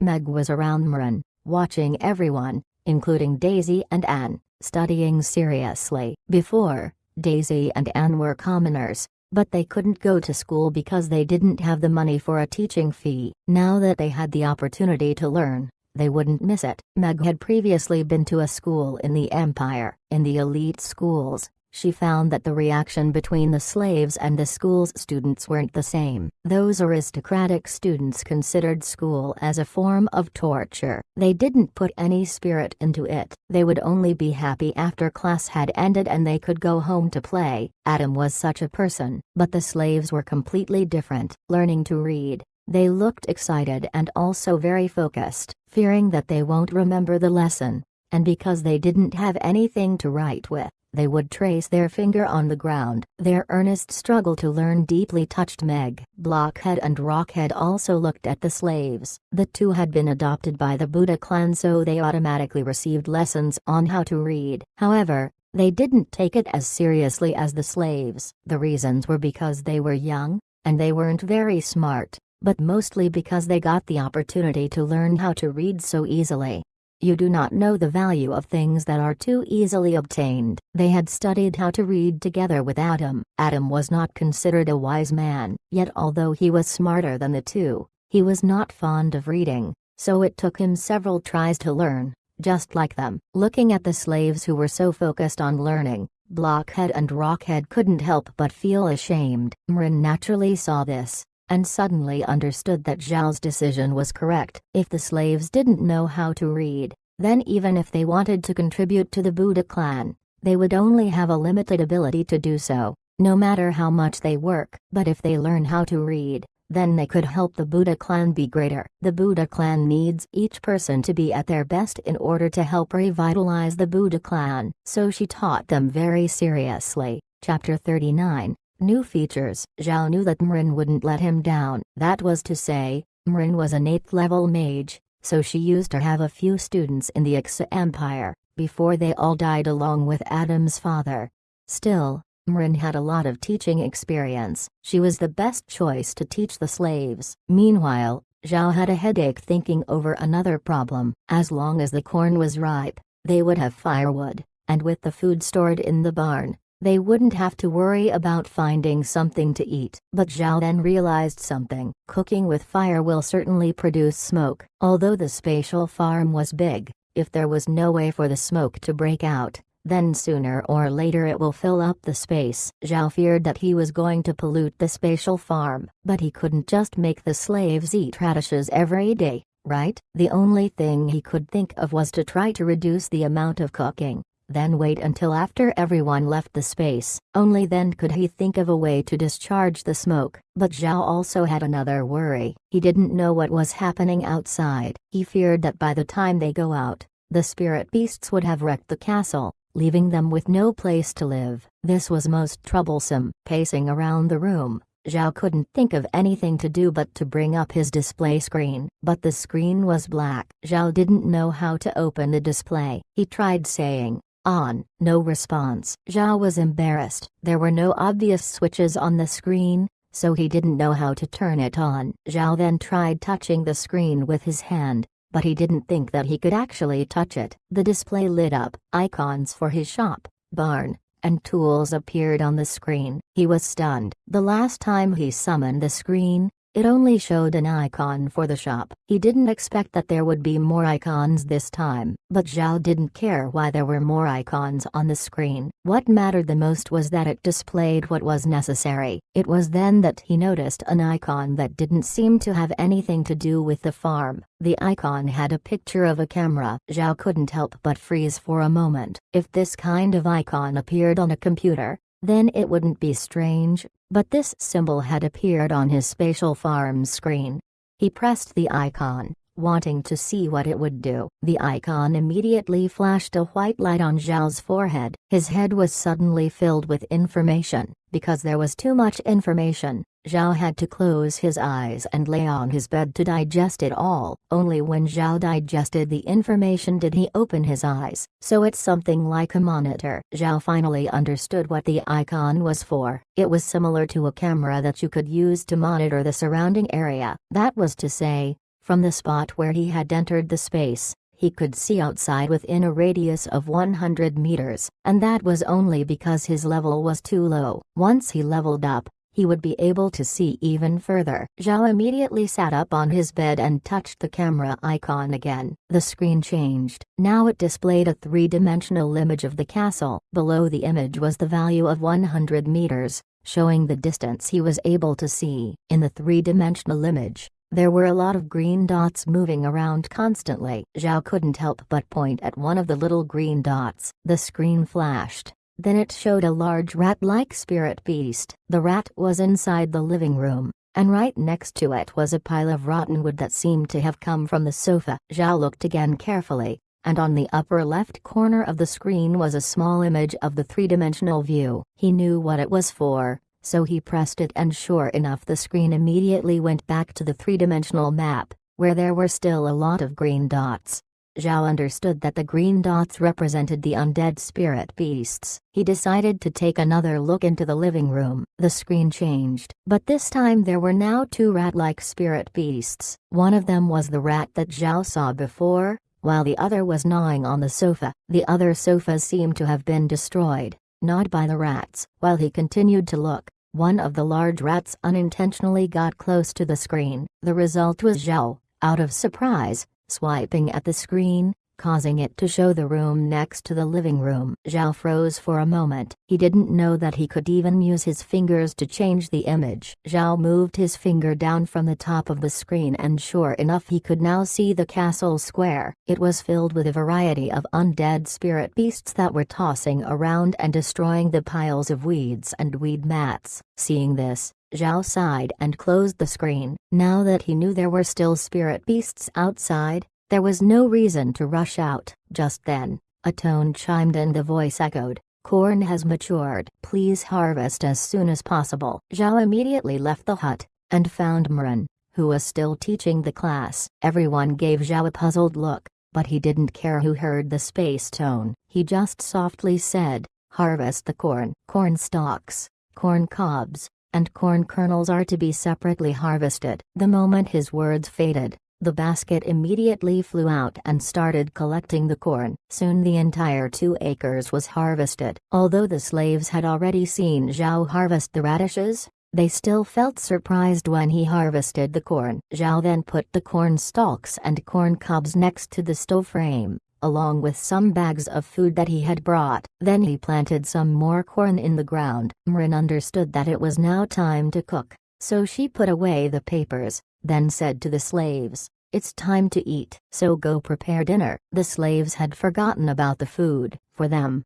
learning to read and write was more important than anything else. Not to mention that the food was really unpalatable. But there was no meaning if they didn't eat. Zhao didn't know what the slaves usually eat. These days, he had been eating bread, and he had grown a little tired of it. But since they were inside the space, Zhao wondered what Mren was going to make today. Sure enough, Mren turned to Zhao and asked, "Master, can you come up with some vegetables, ham, and oil?" Zhao immediately took out everything Mren asked for, who then left some vegetables and oil for the slaves. She took the rest of the oil, vegetables, and ham with her to the hut. There was a kitchen inside Zhao's hut, but there were many kitchen tools that she had never seen before. Zhao really didn't know what Mren was going to make, so he followed her into the hut. He found her kneading dough, so Zhao thought that she could be making pancakes. After seeing that, Zhao didn't stay in the hut because he wouldn't have been much help anyway,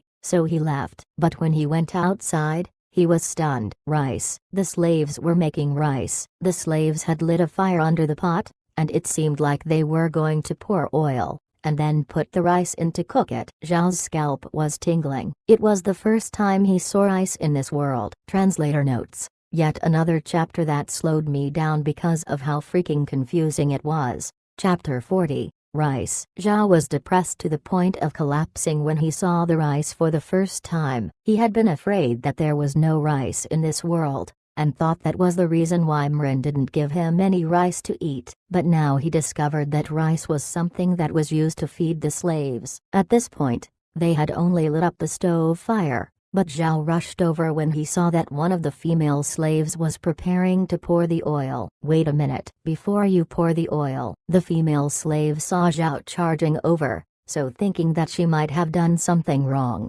she immediately knelt down. "Please, master, punish me." Zhao slowed his outburst, then shook his head. "I'm not going to punish you. Just listen to me. Before you pour the oil into the pot, you should use a bowl to wash the rice. You put in some water, wash the rice properly, then dump the water back out, and then you put the rice in the pot." While saying this, Zhao took out a copper basin. The female slave didn't know what Zhao wanted to do, but she took the copper basin from him and put some rice in it. She then went to the spring and washed the rice properly. After that, she brought the rice back and poured it into the pot. Zhao then added, "Keep using the copper basin to get as much washed rice as possible, and then pour some water into the pot until it's above the rice." The female slave obeyed and told the other slaves. They started pouring water into the pot with the rice, until the pot was almost full. Zhao had given the slaves a few copper basins he had pulled from the barn to complete the task,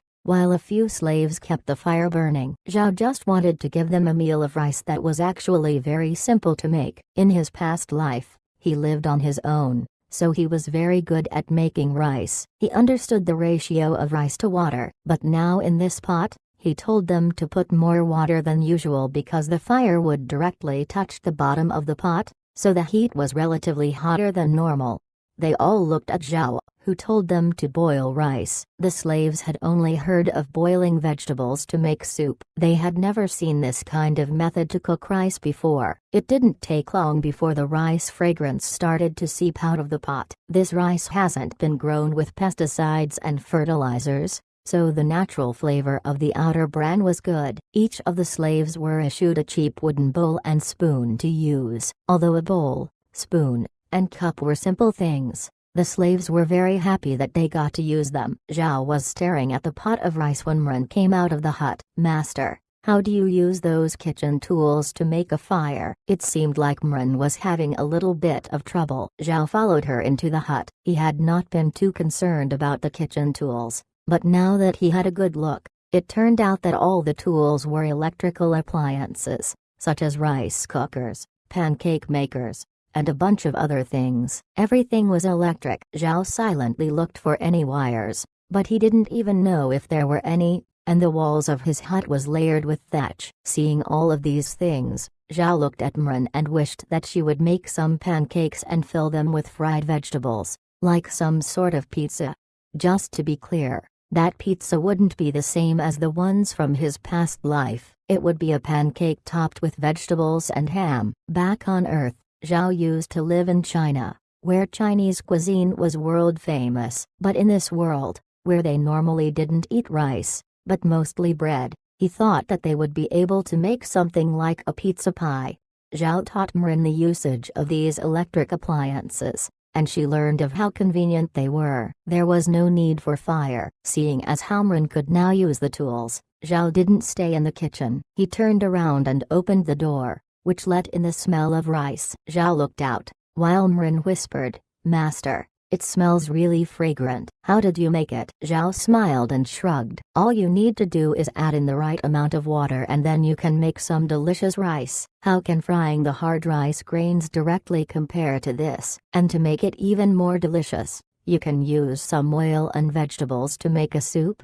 Then you could make a meal out of it. It would taste so much better. Marin had a look of worship. "Ah, Master really knows such wonderful things." Zhao couldn't help but blush. This was something that everyone knew in China, but it seemed like he had just taken the credit for it. Zhao went out to the pot of rice, which seemed to be ready. He picked up a cornstalk and used it to push off the copper basin that was covering the pot. The copper basin fell to the ground, releasing a large amount of heat from the pot, which caused Zhao to step backwards. Out of the heat came a full-bodied flavor of rice that smelled slightly sweet. The fragrance was even stronger than the rice from his past life. Zhao's mouth started to water. Once the heat dispersed, the pot of rice revealed its true colors. It wasn't white like how Zhao imagined rice to be, but a little yellow. However, the fragrant smell was incredible. Zhao pulled a spoon out of the barn and then slowly scooped up a spoonful of rice. Meg wanted to stop him,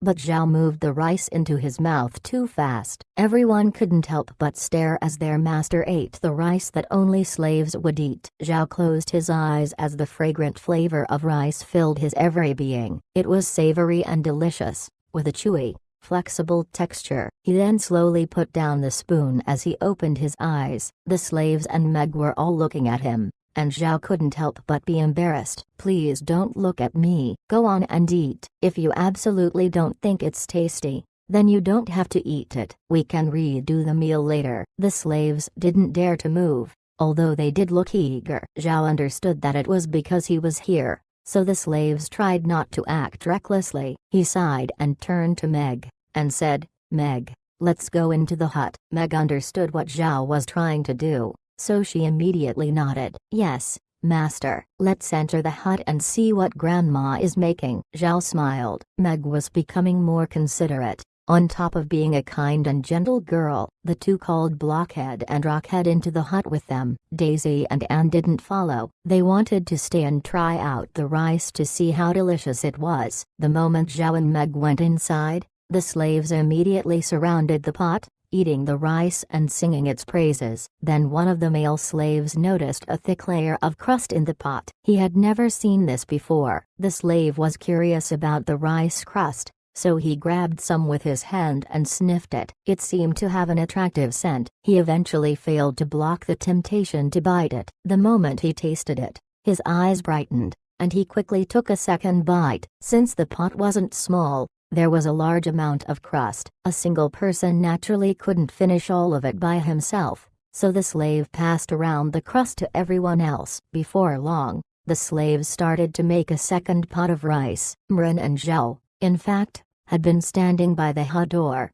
watching the slaves. The moment they saw the slaves making rice for the second time, Zhao immediately went out to them and said to the slaves, "I think that you will need another pot for soup. Although eating rice is good and well, some soup would be good too. You can't just survive on rice, you're going to need some vegetables." Hearing what Zhao said, the slaves knew that he had been watching them, and they couldn't help but feel a little embarrassed. But still, they moved according to what Zhao told them. They were very grateful to him. A lot of these people were on the verge of crying, because they had never eaten something so delicious. Chapter 41, Oath. The slaves weren't stupid. Almost all of these people knew how to cook. Previously, the slave owners would casually pick 2 people to make food for the rest of the slaves, so they weren't new to cooking. Plus, making this rice was very simple. The slaves soon had another pot of rice going, and then covered it with a copper basin that Zhao had given them as a lid. But the slaves didn't know how to make soup. The slave owners would only allow them to eat something like rice bran,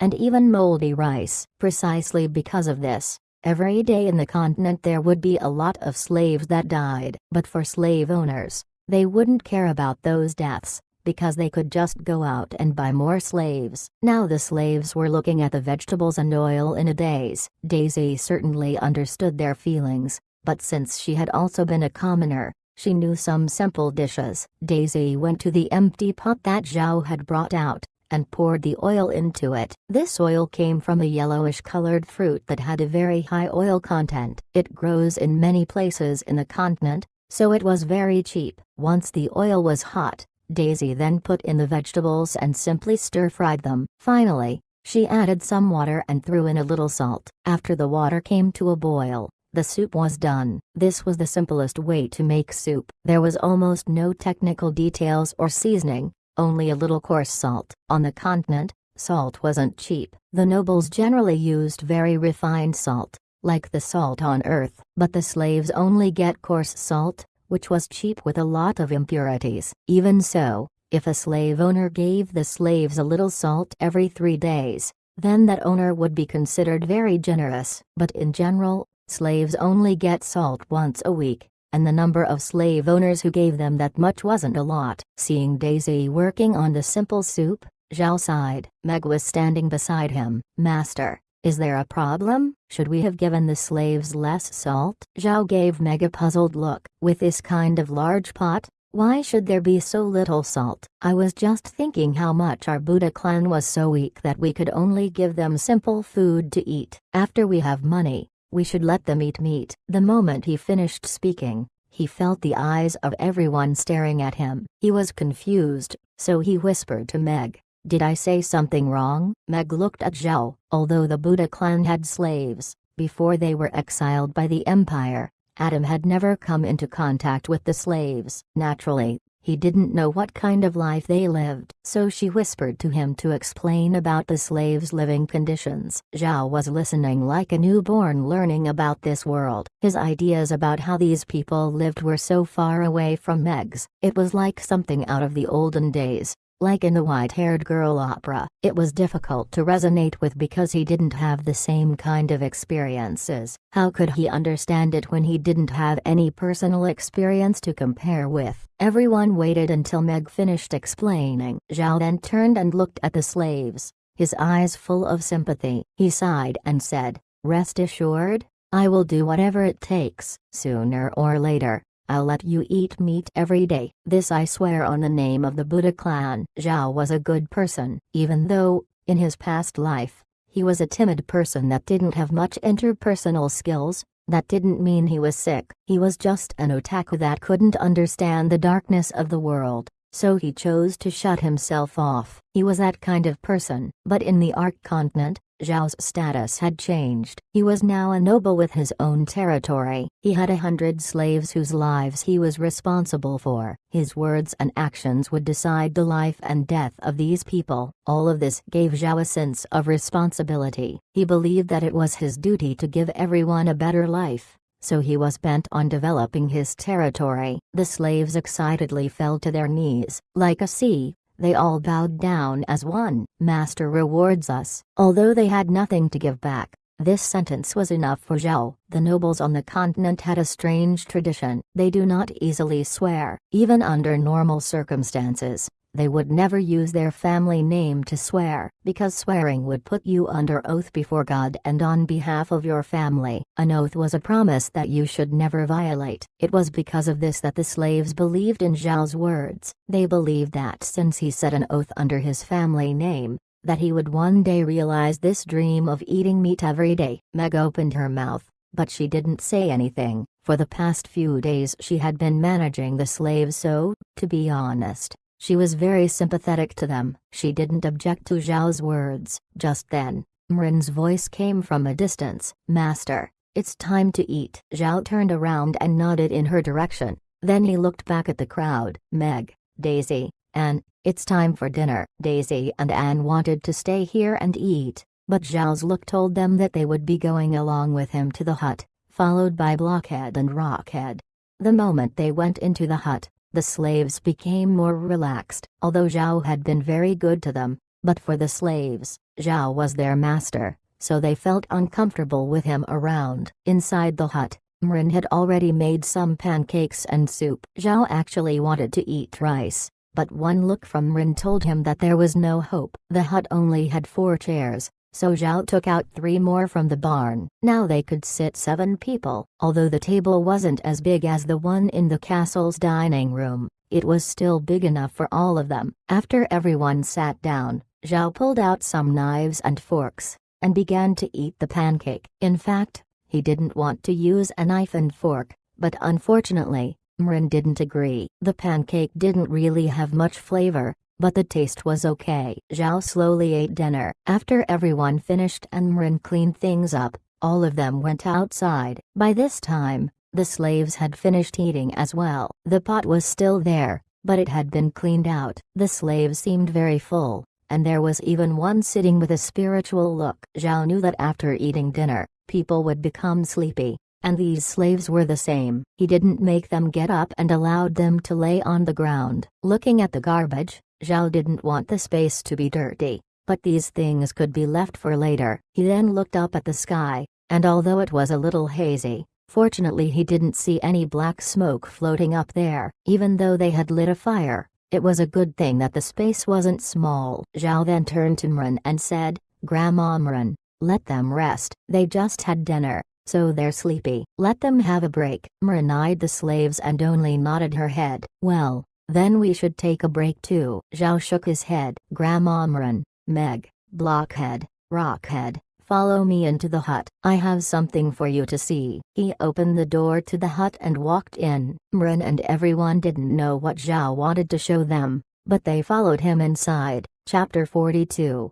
Try. Zhao led the 4 back into the hut. He then sat on the bed and opened up the screen. Once he touched it with his hand, the screen lit up, and the icons appeared. Everyone was surprised when they saw the screen. It was truly remarkable. Zhao pressed the camera icon, and a 3-dimensional view of the castle appeared. There were a lot of little green dots. Pressing one of the green dots immediately switched the screen to show the castle square. The screen could only display a radius of 100 meters from the spot where Zhao entered the space, and although that range wasn't small, it was still too far away to show the entire castle square. The square that the screen displayed wasn't very big, only showing the inner courtyard, the part closest to the castle. Even so, they could still clearly see a snake-like spirit beast and an undead humanoid on the screen. Everyone was paying attention to the situation on the screen, and from what they could see, they couldn't help but freeze for a moment. After a while, Mrin said, "Is this the castle square?" Zhao nodded. "Yes, this is the square. It seems that the spirit beasts are not gone yet, so we can't go out." Even after hearing that, Mrin was excited. "But this is a good thing. With this, Master, you can be safe. You don't need to be afraid of the enemy." Zhao gave a wry smile. No matter what, Mrin's first thoughts were always the issues concerning his safety. Zhao returned the screen back to the 3-dimensional map. Then he pointed at the green dots for Mrin to see. These green dots represent spirit beasts. It seems like the density of spirit beasts are a lot less than the last time I checked. A few spirit beasts might have already left. He then switched the image to the living room. It was a mess. Everything was destroyed. Zhao then flicked through all the main rooms of the castle within his range, and almost all of them were destroyed by the undead spirit beasts.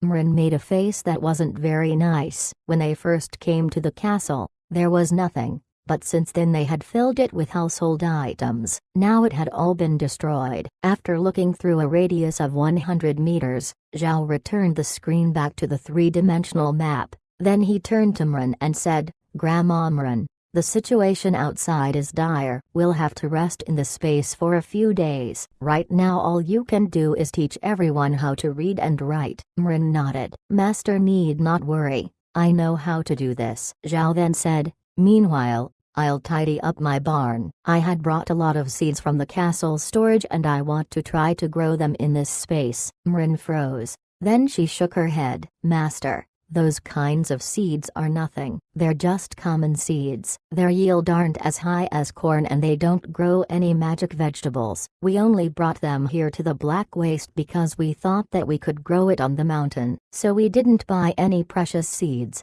only common ones. I still want to look at the seeds anyway. It would be a waste to not examine them, Zhao said. Master, I don't agree. If you are going to plant any seeds in this space, you should plant those magic radishes. Magic vegetables are better sellers than ordinary vegetables, and right now the Buddha clan needs money. If you want to try to plant those common seeds, then you should plant them on the mountain. Those kinds of worthless seeds shouldn't take up the land in this space. Grandma Mren, I'm not going to plant those seeds yet. I just want to take a look. You don't know this, but one of the characteristics of this space is that every time I take something out that could be special, the space will level up. I mean this space will get stronger. Last time, I took the black soil and the lake water into this space, and it gave me 2 extra acres of land. So if I try to grow those seeds, then maybe the area of land in this space might get larger,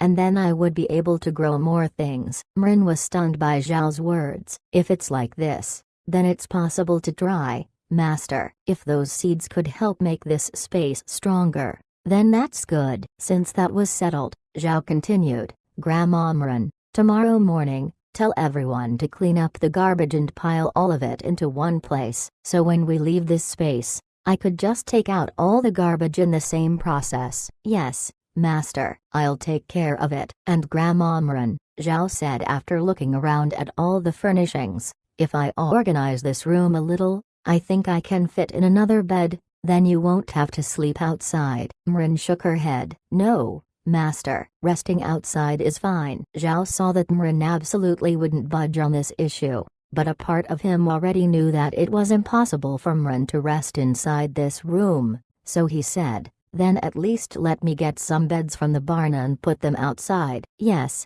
I'll move them next to the hut so you and the others can sleep close by. Mrin had no objections this time. She felt that it was nice to sleep in the open air, but do not forget that this was a closed space. Being crowded around 100 slaves makes it hard to sleep. Zhao decided that he was going to take out some wood and make 2 separate rooms on the side of the hut. Although he couldn't make a roof, he could at least make it so that people wouldn't be able to look inside. Seeing as Mren had no objections, he left the hut, followed by everyone else. Outside, the slaves were up, filled with spirit. After eating a meal, they would be very sleepy, but after a period of time they would feel better. While calling over those slaves, Zhao came up with some wood and told them to build 2 separate rooms next to the hut. Each room was to have 3 beds. One was for Mren, Meg, and Daisy, while the other was for Blockhead, Rockhead, and Anne. The reason that Zhao let Daisy and Anne stay with the others was, in fact, to show that they were different from the slaves. Although Daisy and Anne had become commoners and servants of the Buddha clan, they still interacted with the slaves. He wanted them to tell the slaves what a change of status could do, whether it was dinner or their sleeping arrangements. He had to show off their differences in order to nudge the slaves towards the goal of trying to become a free commoner. This was his policy. Zhao was an otaku. He had no extraordinary management skills. However, he was an avid reader, although he mostly read light novels. But you couldn't deny that you could learn something useful from those books. Everything Zhao knew came from school and reading light novels, although the stuff in those light novels might not necessarily be true. Those books had been written by people from all walks of life. Those people had put everything they knew into those novels, so it makes them worth reading. Zhao liked those types of books. He had learned a lot of useful things from them. To an outsider, what Zhao was experiencing might seem like something out of a fantasy novel, but here it was much more real. Zhao was clear on the fact that if he died here, he would really be dead. This wasn't a game or a dream. This was real life. Everyone would use everything they learned and apply it to their life, and Zhao was no exception. Although he didn't know if what he learned was correct, he would always try to keep on learning, and it was only through this way that people would mature, right? Chapter 43, Refresh. After everything was finished, Mrin taught the slaves to read for a while, Then they made arrangements to go to sleep. The temperature in the space was very appropriate, not too cold, not too hot. Spreading out the blankets, the slaves got a good night's sleep. At midnight, a tone chimed, waking Zhao up. The radishes have matured, and he had to harvest them. Zhao originally wanted to plant the common seeds, but he was too sleepy, so he decided to just plant another batch of radishes. Otherwise, if the seeds got the spatial farm to level up, he would have to do a lot more things and thus wouldn't be able to go to sleep. By the next morning, the corn was almost about to mature. Zhao heard movement outside, so he got up. He went out and saw that the slaves were already awake, cooking for themselves under Mren's watchful eyes. Seeing Zhao up, Mren immediately got him a basin of water. After Zhao washed up, he searched around the farm to see if there were any changes, finding nothing special. But when he looked over at the place where the slaves were cooking, he suddenly felt that something was wrong. It was too clean. The garbage that they had made yesterday was gone. Today, there was nothing, which didn't seem right. Even if the slaves were to pick up the trash, it was impossible to make it that clean. Moving to Meg's side, Zhao asked, "Meg, did Grandma Mren tell those slaves to clean up yet?" Meg was surprised at Zhao's questions, but she shook her head. "No, Grandma hasn't told them yet to work this morning." Zhao nodded. In his heart, he made a guess. He turned around and went to the barn. Meg knew that next to the barn was the bathroom,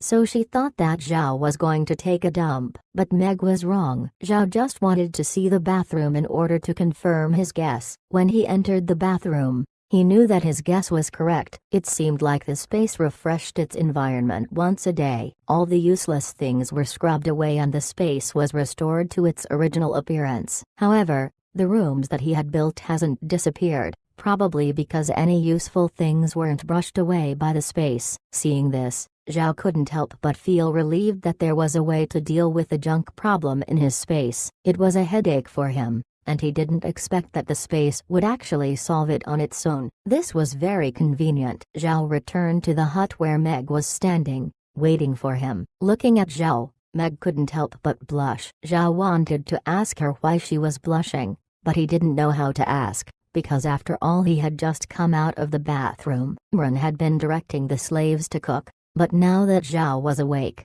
she naturally went into the hut to prepare breakfast for him. Zhao wanted to see what was happening outside the space, so he also went into the hut, but he sat on his bed and opened up the screen to look. In this case, he was checking the three-dimensional map. The outside situation seemed to be improving. Within the radius of 100 meters, there were only a few spirit beasts. To Zhao's surprise, there were less than 10 green dots within range. 3 of them were humanoid skeletons, while the rest were more beast-shaped. Although he didn't understand why there were so few undead spirit beasts, Zhao wasn't concerned about it. As long as there were still spirit beasts outside, then it was unsafe to go out. Shutting down the screen, Zhao looked at the kitchen and saw Mren making breakfast. She was preparing to make him pancakes. To be honest, every morning he would get bread with his meal, so he really wasn't used to this. Mren saw Zhao standing next to her,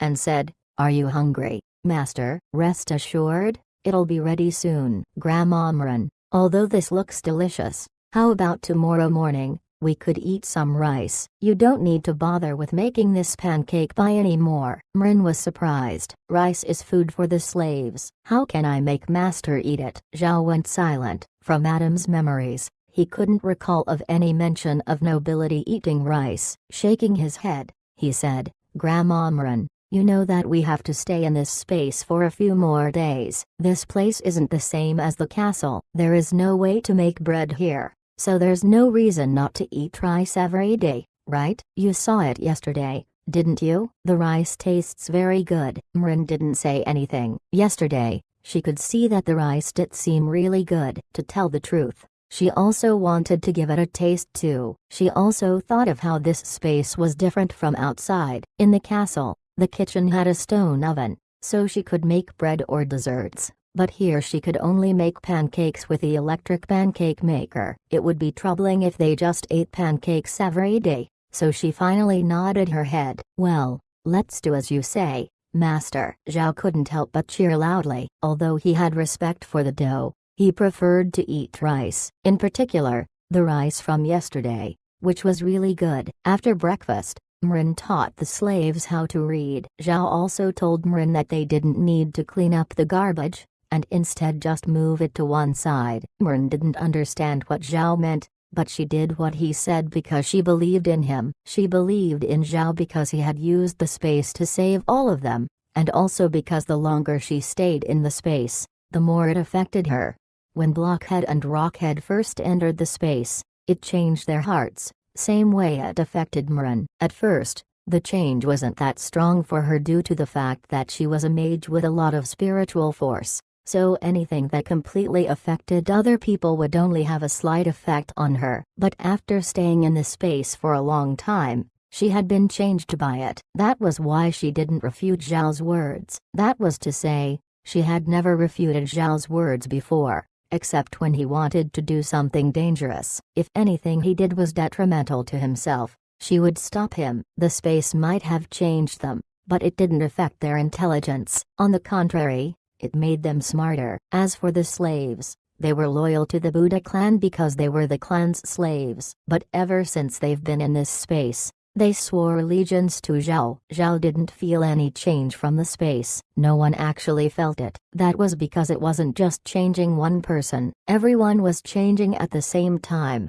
so no one noticed it. Shortly before noon, the radishes matured. After Zhao harvested the radishes, he took out some seeds from the barn. These seeds were divided into several types. The most common seeds came from the fruit that had a very high oil content. Green had bought these seeds because it could be grown in poor soil. Not only that, it also had a long lifespan, lasting hundreds of years. Plus, from planting the seeds to growing the fruit, it would only take 2 years. Green thought that these fruit seeds would be necessary for the future development of the Buddha clan, so he bought a lot of them. Although the price of oil was cheap, it was still a necessity to the people of the continent. Green's idea was that once they planted these fruit seeds, 2 years later, they would be able to harvest a lot of fruits, then process them to make oil. Selling this oil would be able to give the Buddha clan a steady income. The remaining seeds that he had bought were just some common vegetable seeds and field seeds. Magic vegetable seeds had very rich soil requirements,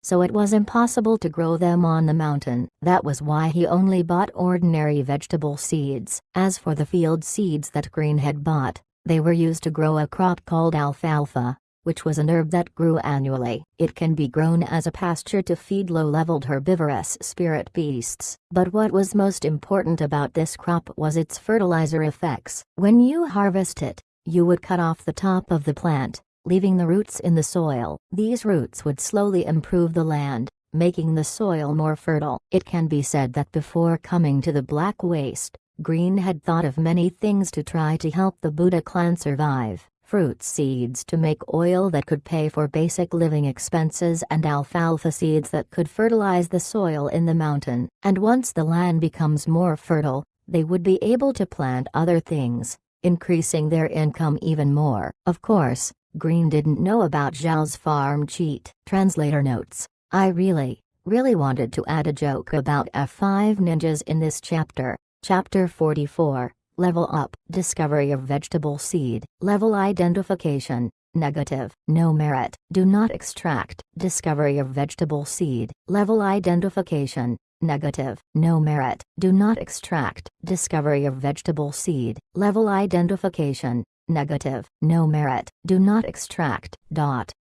Discovery of field seed. Level identification. 0. Similar to spatial hay seeds. Do not extract. Retaining seed. Discovery of fruit seed. Level identification. 4. Extracting seed. Extraction complete. Seed has been digitized into the space. Seed can now be purchased from the shop. The moment Zhao took out the seeds, a bunch of tones rang out. Except for the alfalfa seeds and fruit seeds, the other seeds disappeared. This space is really overbearing, he said. If it doesn't have a high enough level, it would be taken out of sight. Fortunately, the rest were good enough. Everyone else didn't understand what the series of tones meant, nor did they know what identification or extraction was. All they saw was that half of the seeds had disappeared. Once Zhao finished, the voice echoed again. Spatial farm level has risen to 5. You will be rewarded with a bag of eggplant seeds, which can fill 2 acres.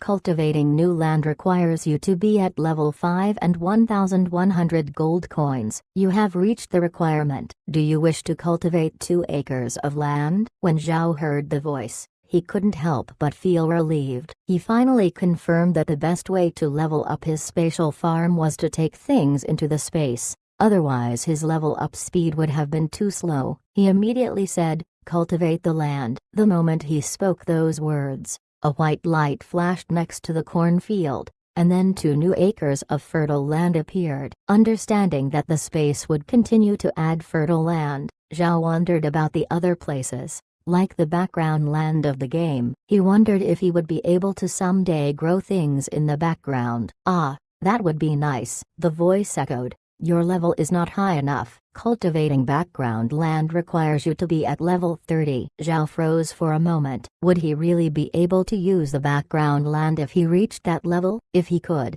then that would be great. Mrin went to Zhao's side. Master, now that you've cultivated some new land, what are you going to plant? Zhao looked at the 2 acres of land, as well as his original Manhwa farmland where he had just finished harvesting the radishes. Grandma Mrin, I'm going to plant corn on those 2 acres of land. As for the rest, how about I plant some fruit seeds? What do you think? Mrin hesitated to answer while looking at the mew of land. She knew that was where he grew the magic radishes, so she was surprised when he said that he wasn't planning on continuing to plant radishes there.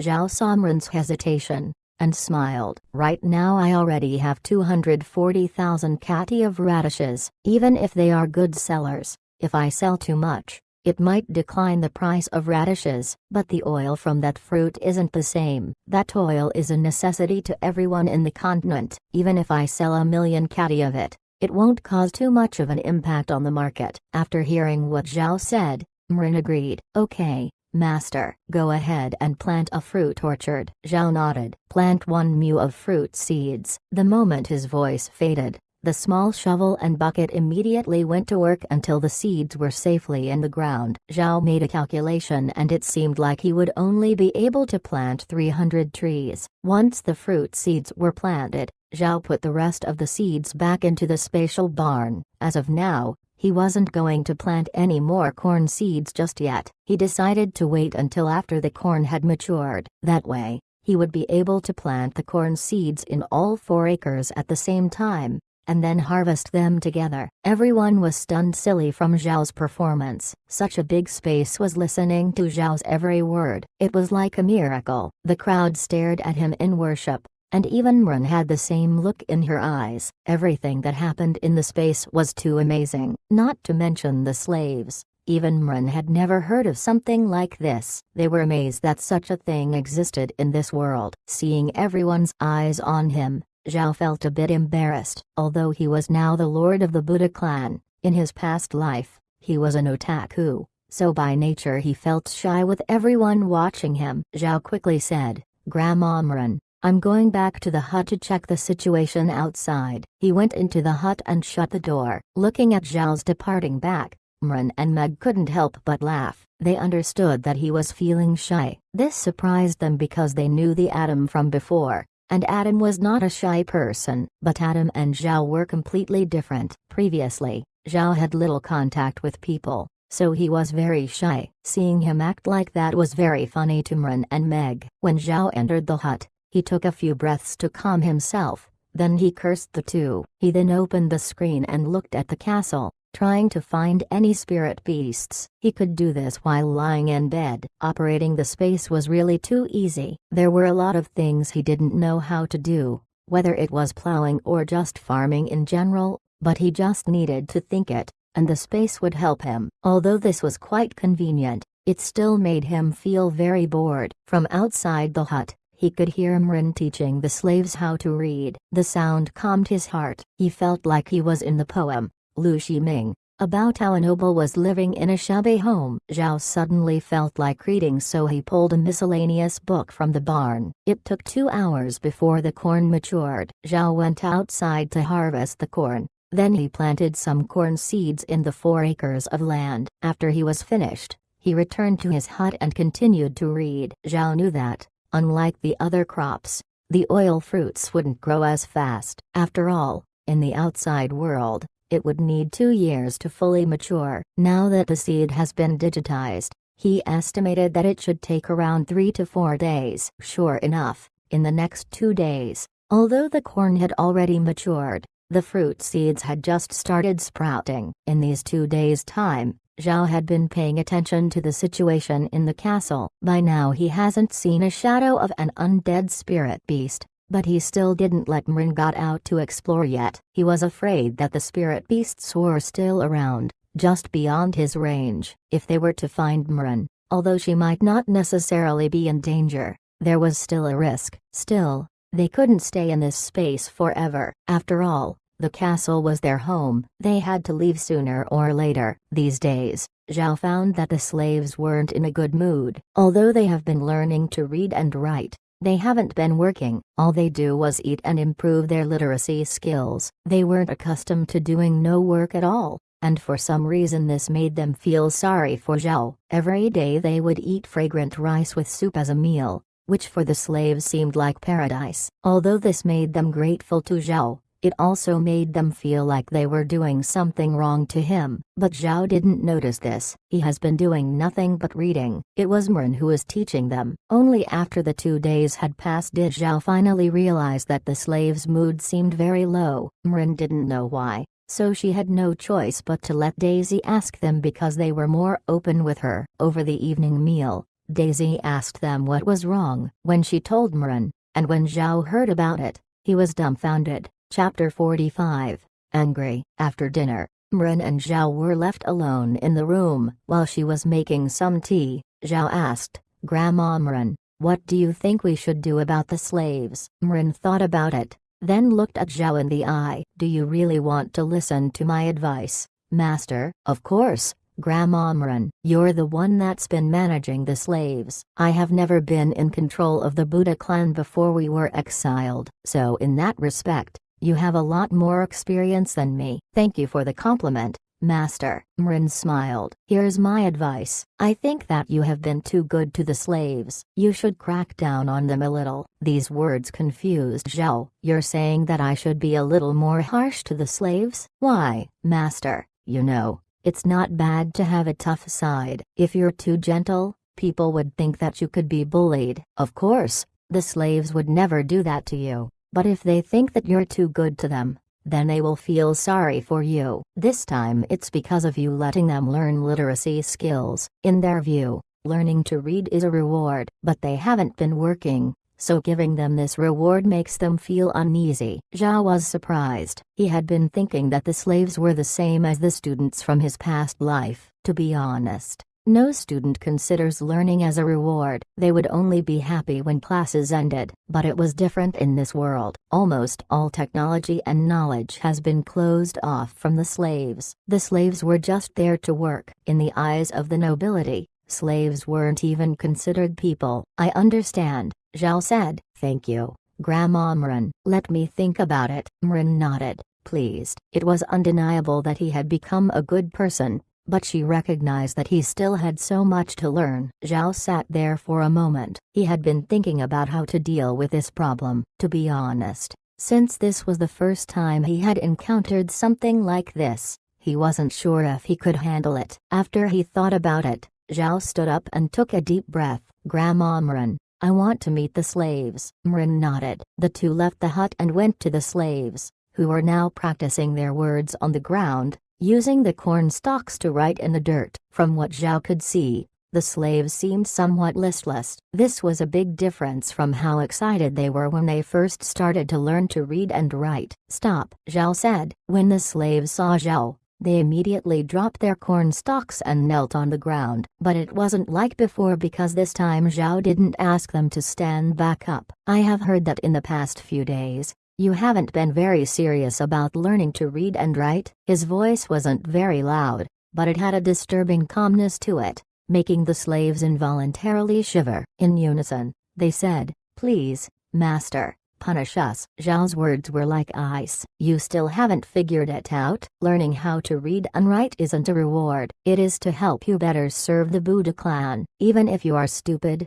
you should be able to understand the situation that the clan is currently in. Except for manual labor, what else can you do? What can you make? What's your specialty? If I give you a book, would you be able to understand the words? No, you would not. You don't understand anything. Are you a horse? Can you do nothing but work like a horse? Remember that people can learn how to read, but a horse cannot. If you don't learn, how can you better serve the Buddha clan?" All the slaves were trembling on their knees. This was the first time Zhao had said such harsh words to them. They were scared. Zhao took a few breaths to calm himself. "I've told you that if you do well, I can free you from slavery. But if I give you a commoner status, do you think you will live out good days? Wrong. If you cannot afford anything, at best you would be an inferior commoner. You have to remember that I need motivated people for the Buddha clan. People that are bent on having a good life, not those who would settle for just eating and shitting until they die." He then looked over at Daisy. "You are probably wondering why I gave Daisy a commoner status even though all she did was weave weeds. A lot of you can now weave weeds,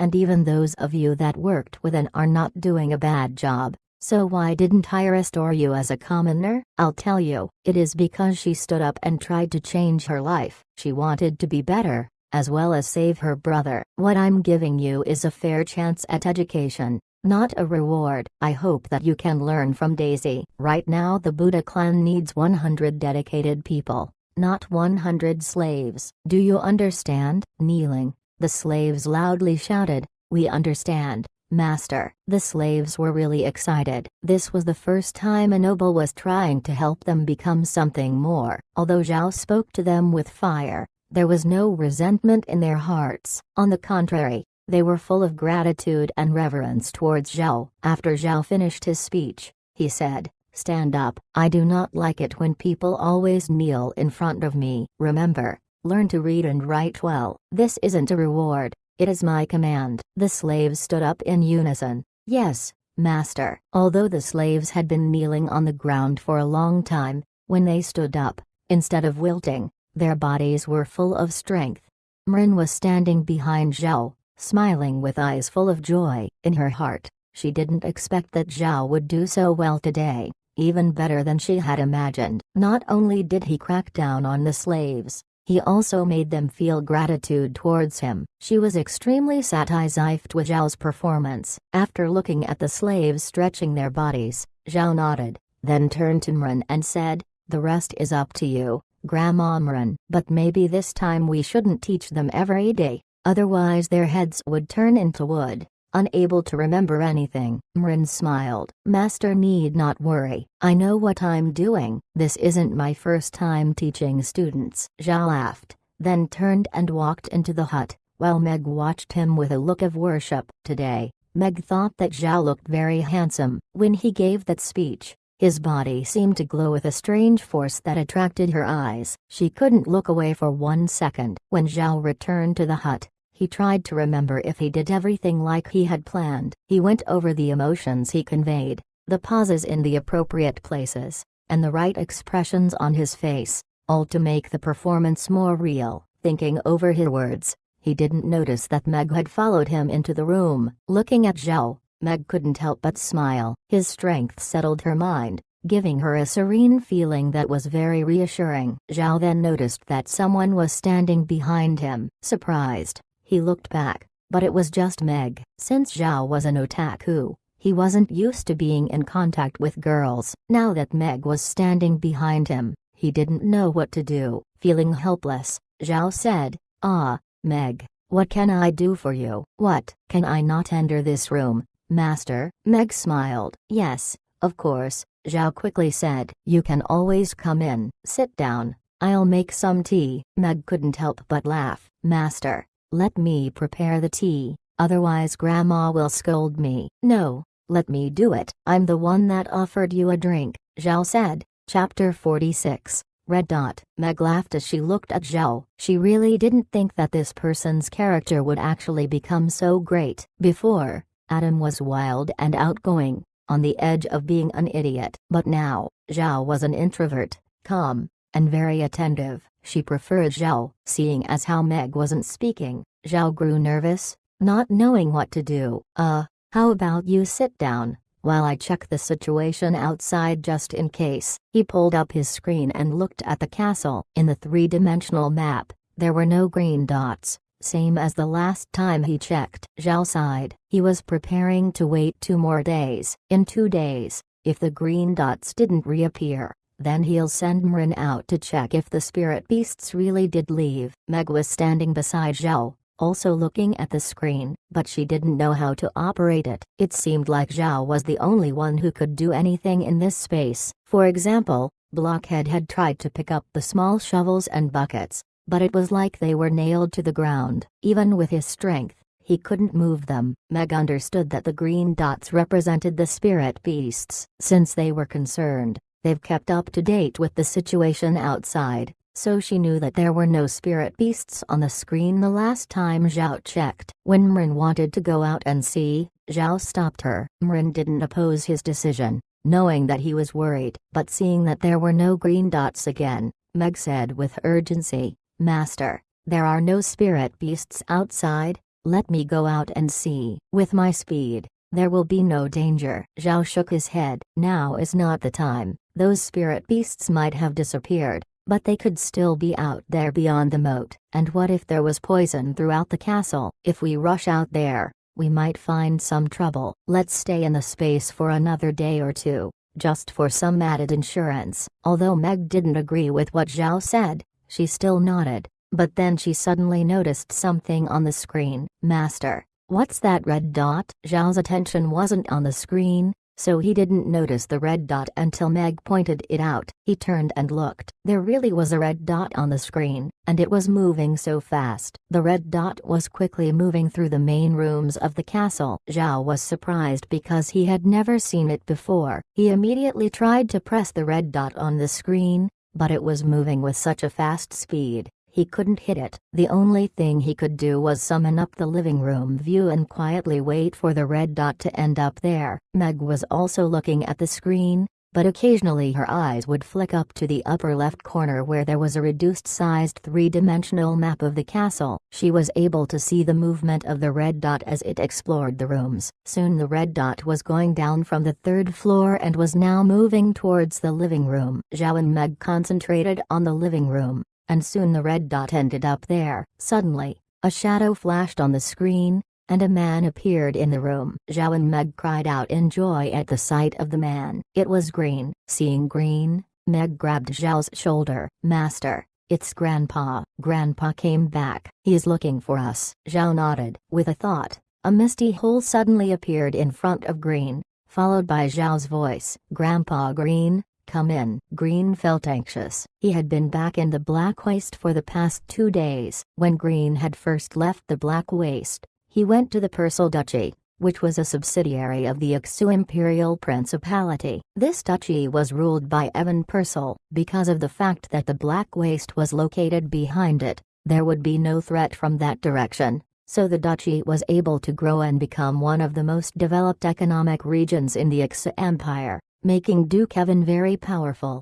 It was worth mentioning that the Persal clan and the Buddha clan had a very secret relationship. Evan's favorite daughter, Rua Persal, who was the future duchess, was supposed to marry Adam Buddha. Normally, Rui would be Adam's fiancée, but now she was Zhao's fiancée. But anyone on the continent with a discerning eye could tell at a glance that it was impossible for the Persal clan to recognize this marriage. That was because everyone was aware that there was no real love or friendship between the nobles. Adam's and Rua's marriage was only for political purposes, so when the Buddha clan was in trouble, the Persal clan didn't help them, and instead selectively chose to forget about the Buddha clan. Even when the Buddha clan had to cross over the Persal Duchy to get to the Black Waste for their exile, the Persal clan didn't come forward to meet them, adding insult to injury.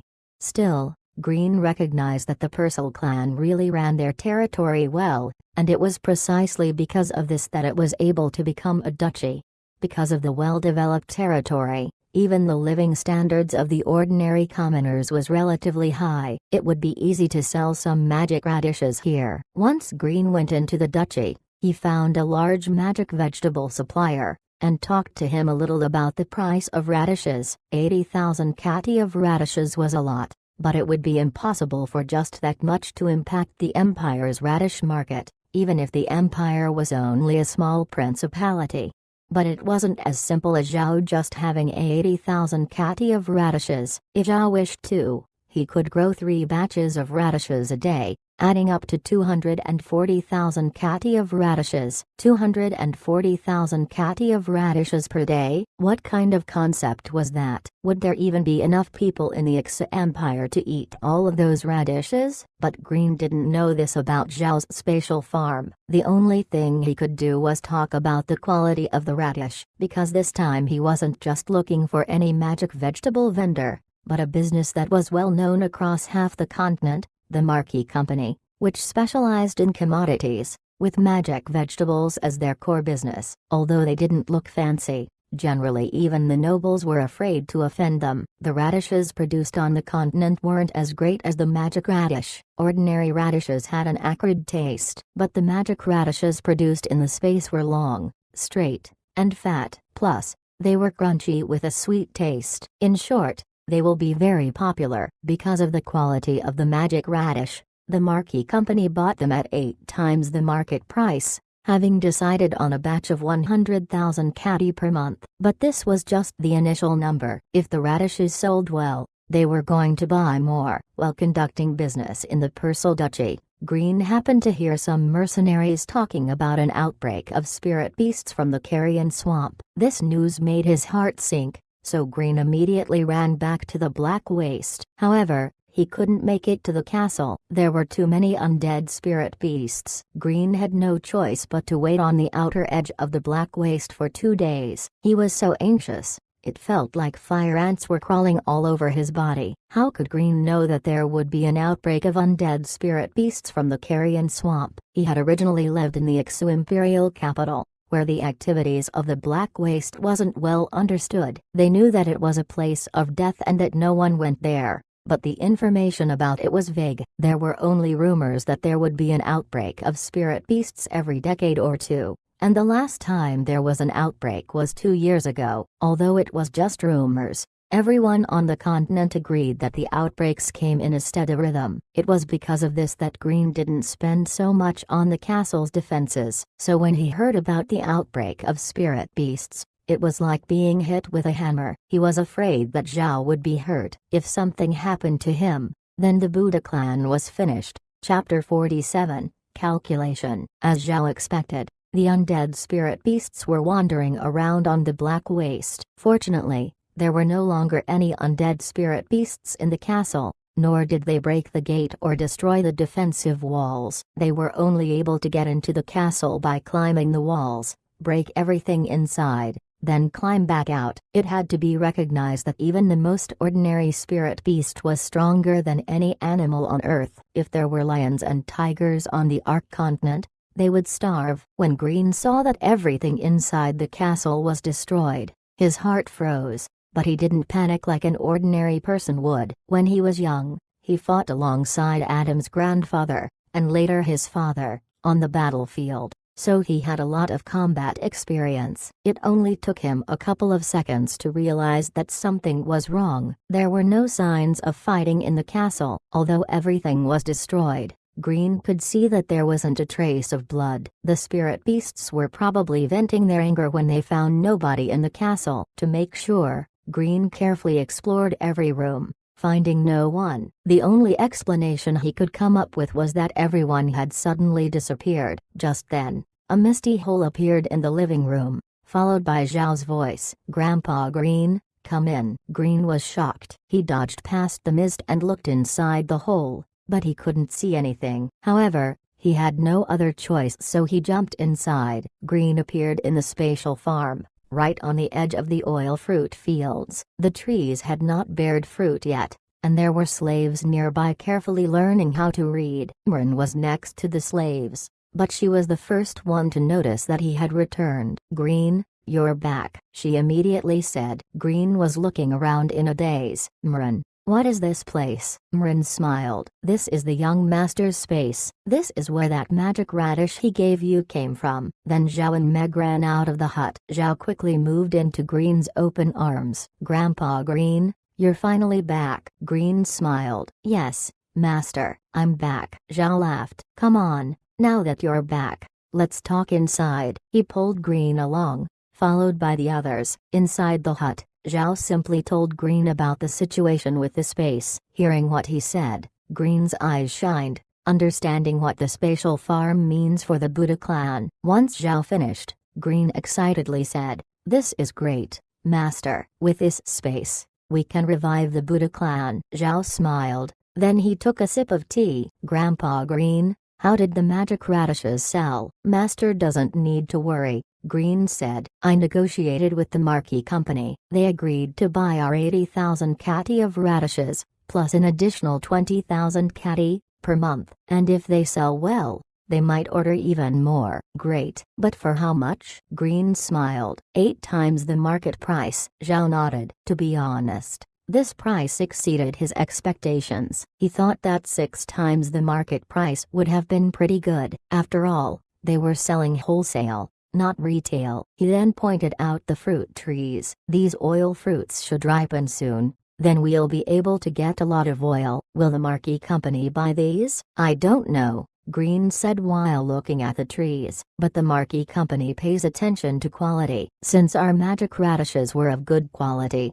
they might take a look. If these oil fruits are also good, they will certainly buy them." Zhao nodded, followed by a frown. "Grandpa Green, I forgot to ask, how is the situation out there on the Black Waste? Are there any spirit beasts around?" Green's brows wrinkled. "There are, but their numbers have lessened. But I suggest that we should wait a few more days before we go out there, unless we want to attract a large number of spirit beasts." Not waiting for Zhao to speak, Meg jumped in. "Grandpa, Master has long thought the same, otherwise we wouldn't still be in here. You see, there is this magical thing that allows us to see the castle. It also helped us find you when you came back." Meg spoke of the screen, which she felt was now even more magical because it could distinguish between friend or foe. Green was curious about this screen, and Zhao wanted to demonstrate it for him, but then the voice suddenly came. "Oil fruit has matured. Please harvest as soon as possible." Zhao was surprised for a moment,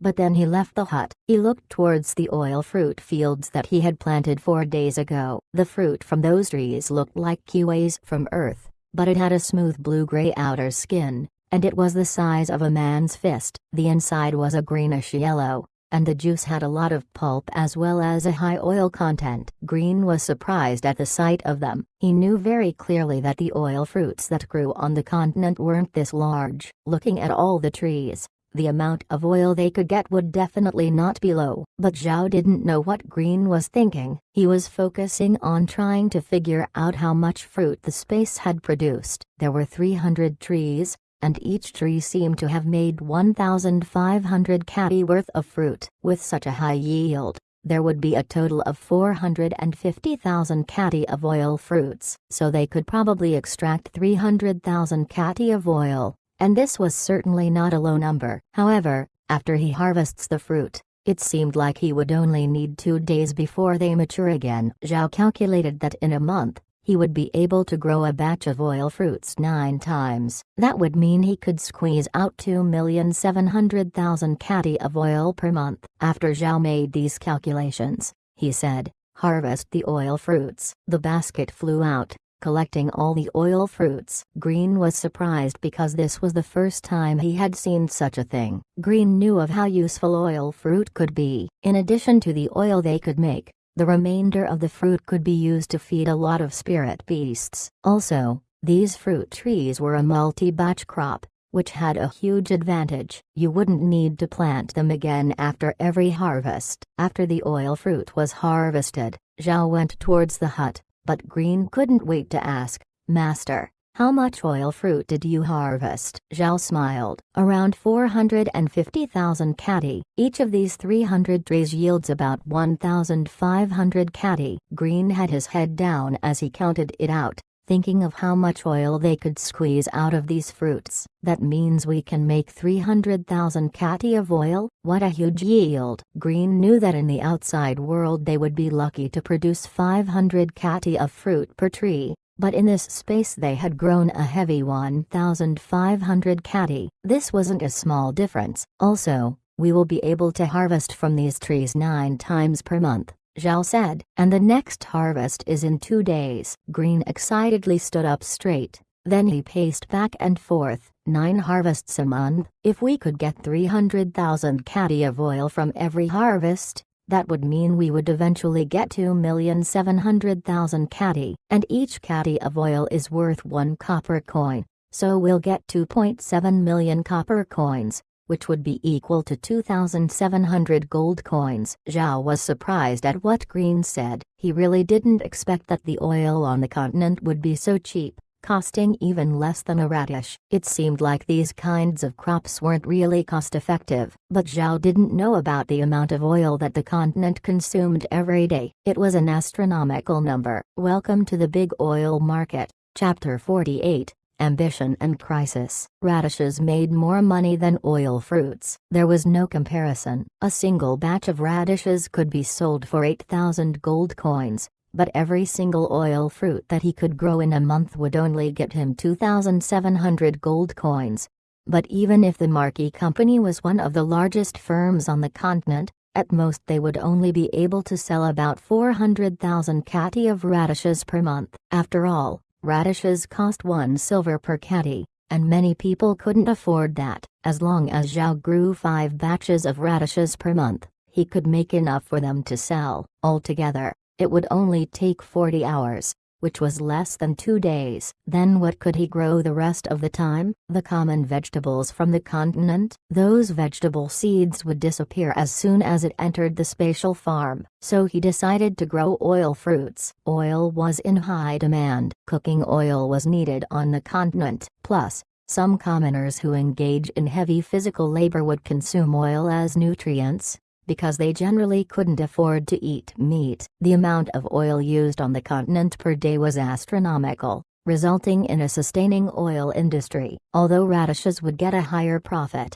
it would still make most of the nobility jealous. And do not forget that 2,700 gold coins per month was an alarming figure. Even a small principality wouldn't get that much in monthly tax. Gold still has a lot of purchasing power on the continent. A gold coin could be changed to 10 silver coins, a silver coin could be changed to 100 copper coins, and a copper coin could buy you a catty of fruit, or half a catty of oil. Rice and oil on the continent was inexpensive, because oil was a high-yield fruit, and rice was just eaten by slaves and a few commoners. Zhao had over 100 people living with him, and it didn't take much to feed them. 100 gold coins per month should be enough, leaving them with 2,600. And if it wasn't enough, they could also sell the 5 batches of radishes. Even if they couldn't sell them at 8,000 gold coins, they could still try selling them at 6,000, which would result in an extra 30,000 gold coins per month.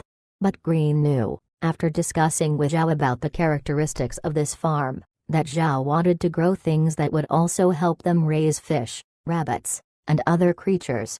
They could obtain radish leaves from radishes and use it to feed the blue-eyed rabbits. But eating radish leaves alone wouldn't be enough. Sometimes they would need other kinds of nutrition. Once the oil was extracted from the fruit, it becomes one of the best feeds. Not only blue-eyed rabbits, they could also use it to raise a number of other spirit beasts. The most common ones on the continent were horses and cattle. For example, feeding oil to the horses would make them very strong. As long as they were fed oil, generally you could yield a good horse. In addition, this type of feed could also be fed to some water-type spirit beasts. Some of these spirit beasts like to eat this oil, so it could be used for fish farming. These were the additional benefits that oil fruits could provide. It was because of these ideas that Green got so excited. He took a deep breath, and was suddenly laughing. The reason why he was laughing was because he had held it in too long. Before Zhao woke up,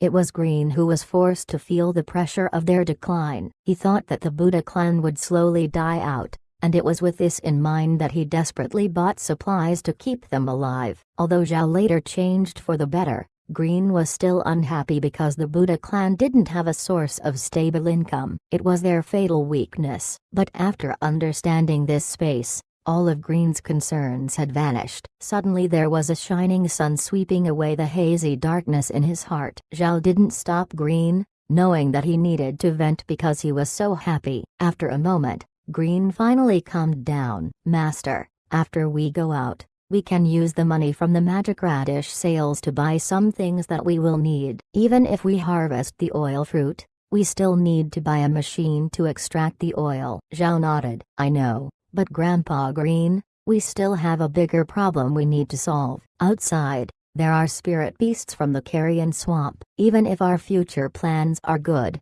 we can't do anything if we hide in this space forever. We still need to go out there and develop our territory. So how are we supposed to face the attacks from all those spirit beasts?" Green frowned. He knew that Zhao was right. Their plans might as well be empty air foam disappearing in the wind if they couldn't think of a way out of the spirit beast attacks. But the question was, how could they solve it? There was no simple solution. Although Green was confident in their skills, he understood that it was impossible to conquer the carrion swamp. There was a reason why it was one of the 5 forbidden areas, and that even the continent's strongest couldn't conquer it. Going over it a few times, Green couldn't think of a good way. He sighed and sat down at the table, his ambitions just disappearing without a trace. Zhao also didn't have a solution about this situation. They were now too weak and small to resist against those spirit beast attacks. Looking at Green's low mood, Zhao suggested, "Grandpa Green, we could still take a look outside, just in case." He pulled up the screen, but Zhao's eyes couldn't help but shrink, because he could clearly see that there were green dots on the 3-dimensional map. Zhao immediately stood up. Green noticed his actions as he carefully counted the green dots on the screen. There weren't that many, only about a dozen, but they hadn't been there the last time he had checked. Mrin's eyes were also firmly fixed on the screen, and Meg asked, "How come there are more of those things?" Green spoke up. "When I came to the castle, there weren't any undead spirit beasts, but there were a few wandering around the Black Waste. Perhaps they had chased after me." Zhao nodded, and pressed one of the green dots. The screen switched to the castle square where he saw several undead spirit beasts. "This is nothing strange, Master," Mrin said. "Undead spirit beasts have a frenzied desire for fresh flesh. They could smell and feel the presence of living creatures. When Green came to the castle from the Black Waste, these undead would naturally follow him." Zhao knew she was right. He switched the screen to the living room where there was another undead wandering around. This undead spirit beast was crocodile-shaped, but it was only a skeleton made of glowing green bones. Chapter 49, Undead Spirit Variation. Zhao took a serious look at this undead. He really didn't know how this thing was formed. Although there were many legends of zombies in his past life, they were still just legends. This was real. This crocodile skeleton was blatantly crawling around the hall. It looked like a real crocodile composed entirely of bones, with a tail whipping around, leaving scars on the walls. The thing that Zhao most noted was that the 2 eyes of the skeleton were just flashing green flames. He also calculated that the crocodile was 15 meters long and about 3 meters high. With its claws outstretched, it would have a width that reached 5 meters. If it wasn't for the fact that their castle's gate was large enough, this creature wouldn't have been able to get in because it was simply impossible for it to climb the defensive wall.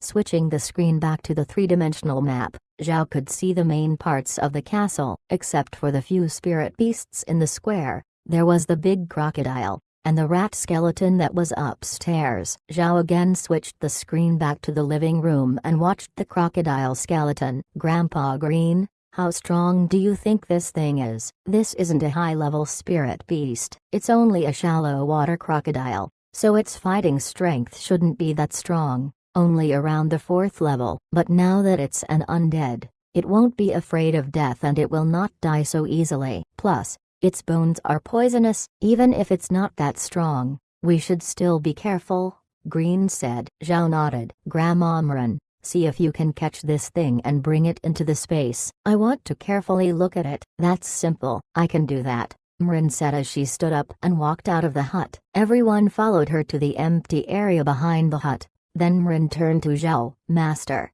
open a hole. With a thought, a hole in space appeared. Mren softly chanted a spell, and a blue watery light immediately flew into the hole. This band of light was like a huge rope, catching the crocodile skeleton and forcing it into the space. Zhao looked at the creature that was twisting around on the ground. The blue light had completely shackled the crocodile skeleton. It couldn't attack with its claws, tail, and mouth because it had been tied down. Since he had a closer look of this undead than just seeing it on the screen, he could clearly see that there wasn't a trace of flesh on the green bones, which somehow gave it a strange beauty.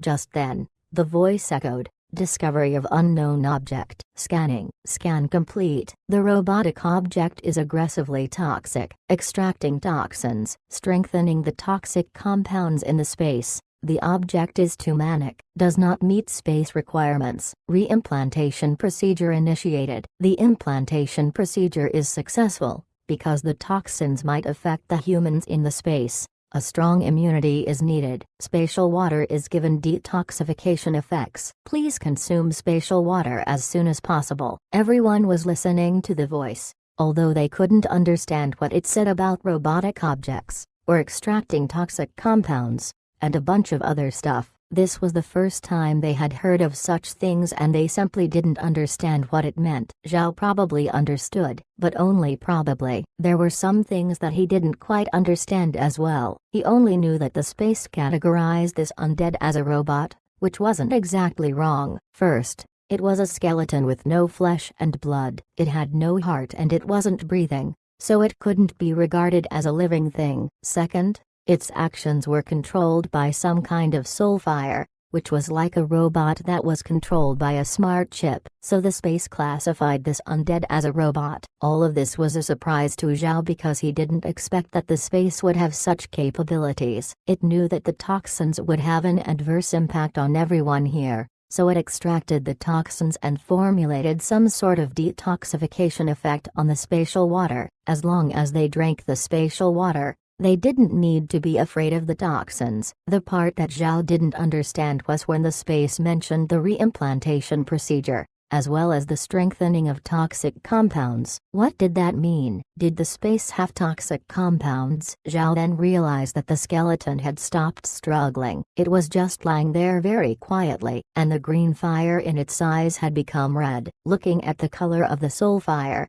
he understood what the reimplantation procedure meant. The reimplantation procedure changed the soul fire of this undead, making it an ally. He clearly remembered that the green dot on the screen indicated an enemy, and the red dot showed that it was a friend. But it still had to be verified, so Zhao decided to try it out. Grandma Mren, please release this thing. The space might have changed it into an ally. Mren was surprised, but before she lifted her magic, everyone surrounded Zhao. This single undead couldn't handle their group, so it was impossible for it to pose a threat. Mren released her magic. The crocodile skeleton ran towards Zhao, but the impression it gave wasn't scary, almost like a spoiled dog. "Stop," Zhao quickly said. He was afraid for it to get too close to him since he still hasn't drank the detoxifying water. If it touched him, he would be poisoned. Also, he wanted to see if he could command this creature. Green was nervously looking at the skeleton,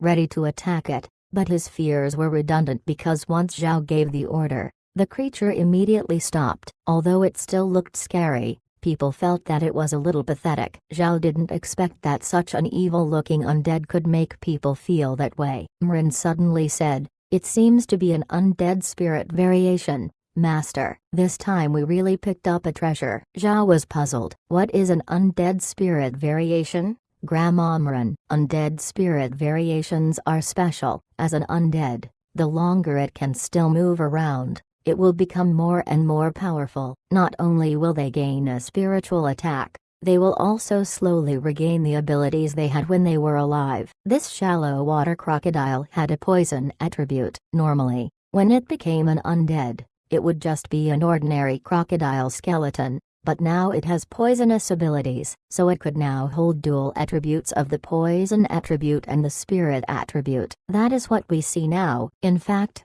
when we felt it change, that was a spiritual attack. Zhao nodded, trying to understand. So would that mean if a humanoid undead doesn't die, it will slowly regain its original skill? Mrin nodded, her face solemn. Yes, Master. It is said that if a mage becomes an undead, he would slowly regain the same abilities from his life. A lot of people think that as long as one is an undead, they would only have attributes of a dark nature, but they are wrong. There are undead with various attributes on the continent. Zhao looked at the crocodile skeleton. He really didn't think that he would actually find such a treasure. Spiritual attacks are the continent's most dreaded attacks. It would be difficult to guard against, even for a mage. He didn't know that this thing could really attack the spirit, which was really a surprise. Chapter 50, Catch the Undead. Master, will keeping this thing in the space be safe? It is quite toxic, Green asked. Never mind that, Grandpa Green, Zhao said. Call everyone over to drink some water. Only when you drink the spatial water will you have no fear of the poison. He turned away from the hut and walked towards the spring, with the crocodile skeleton obediently following 5 steps behind him, like a faithful dog.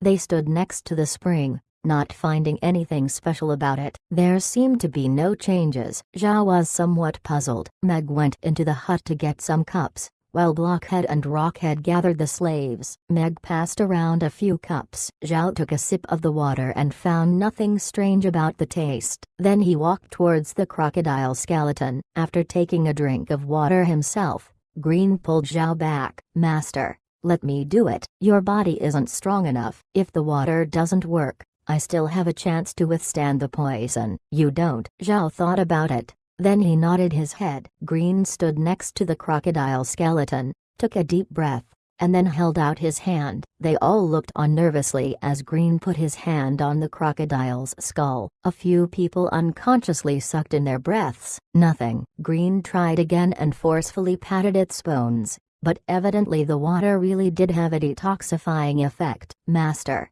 it seems like the water is really effective. Green smiled. Zhao smiled back. Then he walked beside the crocodile and touched him. The crocodile skeleton felt that it had been rewarded, like a dog being caressed by its owner, so it shook its big tail, almost hitting a slave. Zhao laughed while he rubbed the crocodile's skull. Stop swinging your tail, you know, big guy, you are very interesting. I think I will call you Alien. In his past life, there was a horror movie called Alien, and this crocodile skeleton was so strange and scary that he simply called him that. The big guy seemed to understand Zhao's words. It wagged its tail in joy, but this time it held back the shaking. It was like it was shaking his tail at the same time as trying not to shake it. Zhao patted its head, then said, I want you to go to the back of the hut, lie on your tummy and stay there. After it slowly moved behind the hut, Zhao turned to Green and asked, Grandpa Green, do you think we should catch some more undead? Green thought about it. That's a good idea. Ah, but although your space is big, can you fit so many undead? Zhao frowned. His space only totaled over 10 mu large. He couldn't let those undead roam around here, where the rest of the slaves also stayed. But there was nowhere else to place the undead. Zhao turned twice on the ground, until he remembered what the voice said. The space classified the undead as robotic objects. It wasn't a living thing. Since the space didn't consider that it was alive, wasn't it possible to put it in the barn? If that was really so, then he could bring more undead into the space. Maybe Zhao could pretend to be a summoner. Anyway, there was no point thinking about it if he didn't first test out the idea to see if it would be successful. With just a thought, the crocodile skeleton behind the hut disappeared. Zhao immediately went to the front of the barn and touched the doors. The barn prompt opened, and there he could see a small icon of a crocodile's skull. Zhao couldn't help but laugh. Then he turned to Green and said, Grandpa Green, rest assured, I can put these undead into my barn, so we can bring them into the space. That's wonderful, Green said. With these undead creatures, Master will be safer. If you were to wear a mage's robe, Then you could move around the continent and pretend to be a summoner. There's no doubt that no one on the continent would be able to realize that it's you, because you drank the water of nothingness." Zhao nodded. "That's good, Grandpa Green. Let's go grab some undead. Once we catch more, we could put them in the perimeter of the Black Waste, so that whoever comes will think that the undead spirit beasts weren't gone yet. This would be an added measure of security." Hearing what Zhao said, Green's eyes lit up. "Master, could we take in some, spirit beasts that are actually alive?" Zhao shook his head. "Those spirit beasts aren't the same as undead ones. The space see the undead as objects. If they were alive, I couldn't put them in the barn. I can't hold those spirit beasts in the space." Green nodded. He knew that he was being too greedy. Undead spirit beasts were good enough. In fact, even though Zhao didn't say it, he knew that his level and his money wasn't enough to open a pasture. If he could open a ranch, then he could rein in those spirit beasts. But now he could only use the farm for farming. Zhao then turned to Mren and said, "Grandma Mren, first move the slaves to a safe place. When we catch the undead, I fear that they might hurt them. I'll tell Daisy and Anne to move them to the oil fruit field," Mren said. Zhao nodded. Then he walked to the hut, until he suddenly noticed that there were 2 bottles under the hut's window. These 2 bottles looked very ordinary. In his past life, people wouldn't pay attention to them. If you were to see them on the street, you would just kick them aside. But Zhao looked determinedly at these 2 bottles. One of them was white, while the other was blue, and they had the words pesticide and herbicide written on them. They were written with Chinese characters, so Green didn't know what they meant. Of course, Zhao knew, and that was when he finally realized what the space meant when it said that it was extracting the toxins to enhance the spatial toxic compounds. Originally, Zhao didn't know the meaning of that sentence because he didn't remember that the space had toxic compounds. But when he saw these 2 bottles, he realized that this was what it was. Yes, the spatial herbicide and pesticide were indeed toxic. In his past life, many people wouldn't eat vegetables that were grown with the help of these things because they were afraid that they might be poisoned. Zhao picked up the bottle of pesticide. This time there was no tone chiming, but the information went directly into his head. Pesticides. Toxic compounds can kill pests. Unlimited dosage. Toxic strength can be adjusted. Zhao understood that this pesticide wasn't that different from the original. The only change was that he could now adjust the strength of the toxin. After Zhao put down the pesticide, he picked up the herbicide, and the results were similar. Zhao was very satisfied of how the space could be upgraded in various ways. As long it keeps leveling up, he believed that there was no expert in the world he had to be afraid of. Everyone was looking at Zhao with puzzlement, not knowing what he was doing. "Master, what are those 2 bottles for?" Mren asked. Zhao smiled. "There is poison inside these bottles. One bottle could kill the insects that eat the crops, while the other could kill the weeds that grow on the ground." Mren and everyone else didn't know that these 2 bottles could be so useful. In the continent, although there were a lot of alchemists, because of their important status, they generally didn't pay attention to agriculture, so they didn't design any herbicidal or insecticidal poisons. This was the first time Mren had heard that such things existed. Green instantly understood what the bottles could mean. "Master, can these 2 things be taken out of the space?" "Yes, of course," Zhao nodded. "And the amount you can use has no limit." "Great." With these 2 bottles,